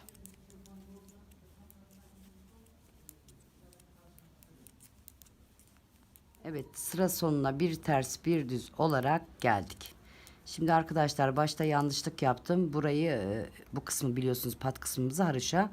Orada düzelteceğim. Baş tarafa geldim, son tarafa geldiğim zaman bir ters bir düz olarak geliyoruz. 2, 4, 6 son 6 ilmeğimiz ve baştaki 6 ilmeğimiz haroşa. Bunu unutmayalım arkadaşlar. Başlarken yanlışlık yaptım ben. Şöyle çevirelim. Öbür tarafa geldiğimde orayı da haroşa ile çevireceğim. Düzelteceğim. Şimdi 2, 3, 4, 5 ve 6. Ne demiştik? 6 ilmek patımızı ördük. Bakın düzleri şöyle bir alttan. Buradan değil arkadaşlar. Yani buradan değil. Düzleri bir alttan alıyoruz. Tersi örüyoruz. Düzleri bir alttan. Tersi örüyoruz. Düzler bir alttan. Arka tarafta ne yapıyoruz arkadaşlar? Arka tarafta düzleri tersleri normal örüyoruz. Ön tarafta ne demiştik? Bakın düzler bir alttan. Ters örüyoruz. Düzü buradan değil arkadaşlar. Bir alttan. Kanalımda Kolay Selanik modeli var arkadaşlar. Karıştıracak olursanız Kolay Selanik diye kanalımda bulabilirsiniz. Evet. Tersleri normal örüyoruz. Düzleri bir alttan alıyoruz. Ters, düzler bir alttan, ters, düzler bir alttan, ters, düzler bir alttan. Sıra sonuna geldiğimde arkadaşlar oradaki bir ters bir düzü düzelteceğim. Bir ters bir düz başlamışım, yanlışlık yapmışım. O son 6 ilmeğimizi de haroşa olarak öreceğim. Evet arkadaşlar, ben lastik kısmını da bitireceğim. Lastik kısmını bitirdikten sonra kolu dikeceğiz ve hırkamızı sonlandıracağız. Evet, hırkamıza şöyle bakalım arkadaşlar. Hırkamız tamamen bitti. Alt tarafı ne demiştik? Selanik yapacağız demiştik. Beraberce yaptık. Kaç sıra gittim arkadaşlar? Ben koldaki gibi 8 sıra gittim. Siz daha fazla veya daha az gidebilirsiniz. Bakın alt taraf şöyle göstereyim. Yani alt taraf geniş olsun diye Selanik'le yaptım, bitirdim. Burayı da ne demiştik? 8 sıradan sonra lastiğe arka taraftan başlayacağız. 8. sırada daha doğrusu. Buraya 8 sıra giderken 8. sırada arka tarafa bir ters bir düz olarak başlayacağız. Ön tarafta da düzleri bir alttan alacağız demiştik. Şöyle göstereyim. Kolumuzun bir tanesini diktim arkadaşlar. Bu şekilde. Şöyle de göstereyim. Bakın. Kaydırmadan dikeceğiz kolu. Şu kolu da beraber dikelim diye ters tarafını çevireceğim şimdi. Bu şekilde sırasını kaydırmadan lastiğin üzerine modelin üzerine gelecek şekilde dikiyoruz. Ben devamlı tığla dikiyorum arkadaşlar. Çok nadir iğneyle dikiyorum ben. Genelde ben örgülerimi tığla dikiyorum. Evet. Bu zincir görünümlü yerleri kaçırmazsanız arkadaşlar hizası da kaybolmaz. Aynı hizada gidersiniz, modeli de kaydırmazsınız. Evet, şöyle yapalım. Tam zincirlerin içinden giriyoruz. Çekiyoruz. Şöyle göstereyim. Zincir görünümlü yerlerden içinden giriyoruz. Bu tarafta da içinden giriyoruz. Bu şekilde ve kilitliyoruz. Arkadaşlar, dikiş şeklimi göstermek için diğerini diktim. Bunu dikmeden bıraktım ki şu zincir görünümlü yerler. Buradan da içinden giriyorum, çıkarıyorum ve kilitliyorum. Yalnız arkadaşlar sıkı tutmayalım. Sıkı tutarsanız büzersiniz. Kol dikiş olan kısmı yukarıya doğru toplanır. Evet, bu şekilde. Şimdi ben bunu sıra sonuna kadar dikerek geleceğim. Koltuk altına gelen yerde nasıl dikiyoruz onu da göstereceğim arkadaşlar. Bakın şu kısmı gayet bol bırakıyoruz. Ve bu şekilde dikiyoruz. Şu şekilde gelelim, bakın. Bakın buradan giriyorum, içinden dikiyorum. Evet. Zincir görünümlü yerlerden atlatmazsanız eğer modeli de kaydırmamış olursunuz. Şimdi bu şekilde dikerek koltuk altına kadar gelelim. Dediğim gibi arkadaşlar, siz iğneyle de dikiş yapabilirsiniz. Bakın. Sıkı tutarsanız bu kısım tamamen büzer, yukarıya doğru toplanır. Gayet rahat bırakacaksınız. Şöyle bir de bu taraftan göstereyim. Bakın. Dikiş yerimiz hiç belli değil arkadaşlar. Evet. Bakın arkadaşlar, buradan dikerek koltuk altına kadar geldim. Koltuk altına dikkat etmeniz gereken şöyle bir boşluk olacak. Bakın. O boşluğa dikkat edin. Orayı çok güzel tutturacaksınız ki orası bu şekilde kapanacak. Bakın. Yine buradan sırayla gidelim.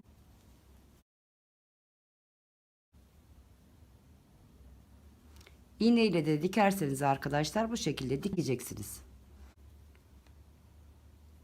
Çapraz girerek birkaç yerden o aradaki boşluğu kapatacağız. Yalnız sıkmayalım. Koltuk altı çekme yapmasın. Evet, bir de şuradan gireyim ben. Kilitleyelim. Evet. Dikiş işlemimiz tamamen bitti. Buradaki ipi de yan taraftan yedirip, çünkü diğerlerini de öyle yaptım. Böyle kalan iplerinizi arkadaşlar yedirmeden kesmeyin. Birkaç yerde yedirin, yedirerek gidin. Daha sonra kesersiniz. Evet. Siz hırkanıza uygun, hırkanızın rengine uygun düğmeler dikebilirsiniz. Ben evde olan düğmeleri kullandım. Şu şekilde göstereyim. Şöyle ölçülerini de vereyim. Boyunu ve kol boyunu vereyim. Şuradan şöyle ölçelim. Buradan şöyle yapalım. Buraya kadar arkadaşlar bakın 40 santim. Şöyle kolu da ölçelim. 36 santim. Şöyle genişliğine de bakalım. Koltuk altından sonraki genişliğe de bakalım arkadaşlar. 30 santim kadar da koltuk altından sonra genişliğimiz var. Bir de etekten genişliğine bakalım. Lastik tarafından. Şu şekilde yapalım. Şöyle. Evet. 47 santim kadar da şöyle göstereyim. Lastik tarafında genişliğimiz var.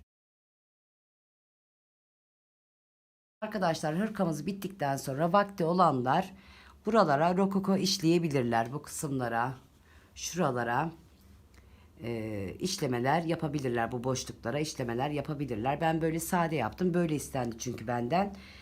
İşleme istenmedi. İşleme yapmayı da sevmiyorum zaten. Sade seviyorum. Her şeyi sade seviyorum. Ama siz istediğiniz gibi işlemeler, bu boşluklara, yaprak aralarındaki boşluklara işlemeler yapabilirsiniz. Üçüncü ipimizden de arkadaşlar, üçüncü ipimizden de bu kadar kaldı. Yani 2,5 ip gitti diyelim. Şeffaf bir düğme kullandım. 1, 2, 3, 4, 5. Yalnız arkadaşlar, şunu söylemeyi unuttum. Şu kısmı 8 sıra yaptıktan sonra ben yapmadım. Düz gidiyorduk biliyorsunuz, zemin oluşturuyorduk buradakiler gibi. Burada da 3 sıra düz gidip arka taraftan bir ters bir düze başlayabilirsiniz. Ben bu şekilde yaptım. Direkt yani modelden sonra lastiği koydum. Siz 3 sıra düz gidebilirsiniz. Arka tarafta dediğim gibi lastiğinizi koyabilirsiniz. Şöyle arka tarafına da bakalım. Roba çalışmamızı. Yalnız arkadaşlar, söylemeyi unuttum. Yoğun bir şekilde buhar, üstüne bastırmadan çok yakın mesafeden buhar gezdireceksiniz. Buhar gezdirdim ben. Modelimiz daha düzgün ortaya çıktı. Yakın mesafeden, değdirmeden, fakat yakın mesafeden bol buhar gezdireceksiniz üzerine ve robadan çalışmanızı bu şekilde bitireceksiniz. Şunu da söyleyeyim arkadaşlar, 1-2 yaş grubu dedim ama biraz daha uzatarak 3 yaş grubuna kadar ulaşabilirsiniz. Yani nasıl uzatırsınız? Modeli biraz daha aşağı indirerek, yani 40 santim değil de 45 santime kadar ulaştırarak etek kısmını uzatabilirsiniz. Yani bedenden aşağı doğru gelirken etek kısmını uzatabilirsiniz. Kolu da 35 santim değil de birkaç santim daha uzatarak kolu da bedeni büyütebilirsiniz arkadaşlar. Evet, bu projemizin de, bu çalışmamızın da sonuna geldik arkadaşlar. Yeni bir videoda, yeni bir çalışmada görüşmek üzere. Takipte kalın, sevgiyle kalın. Desteklerinizi unutmayın. Hoşça kalın.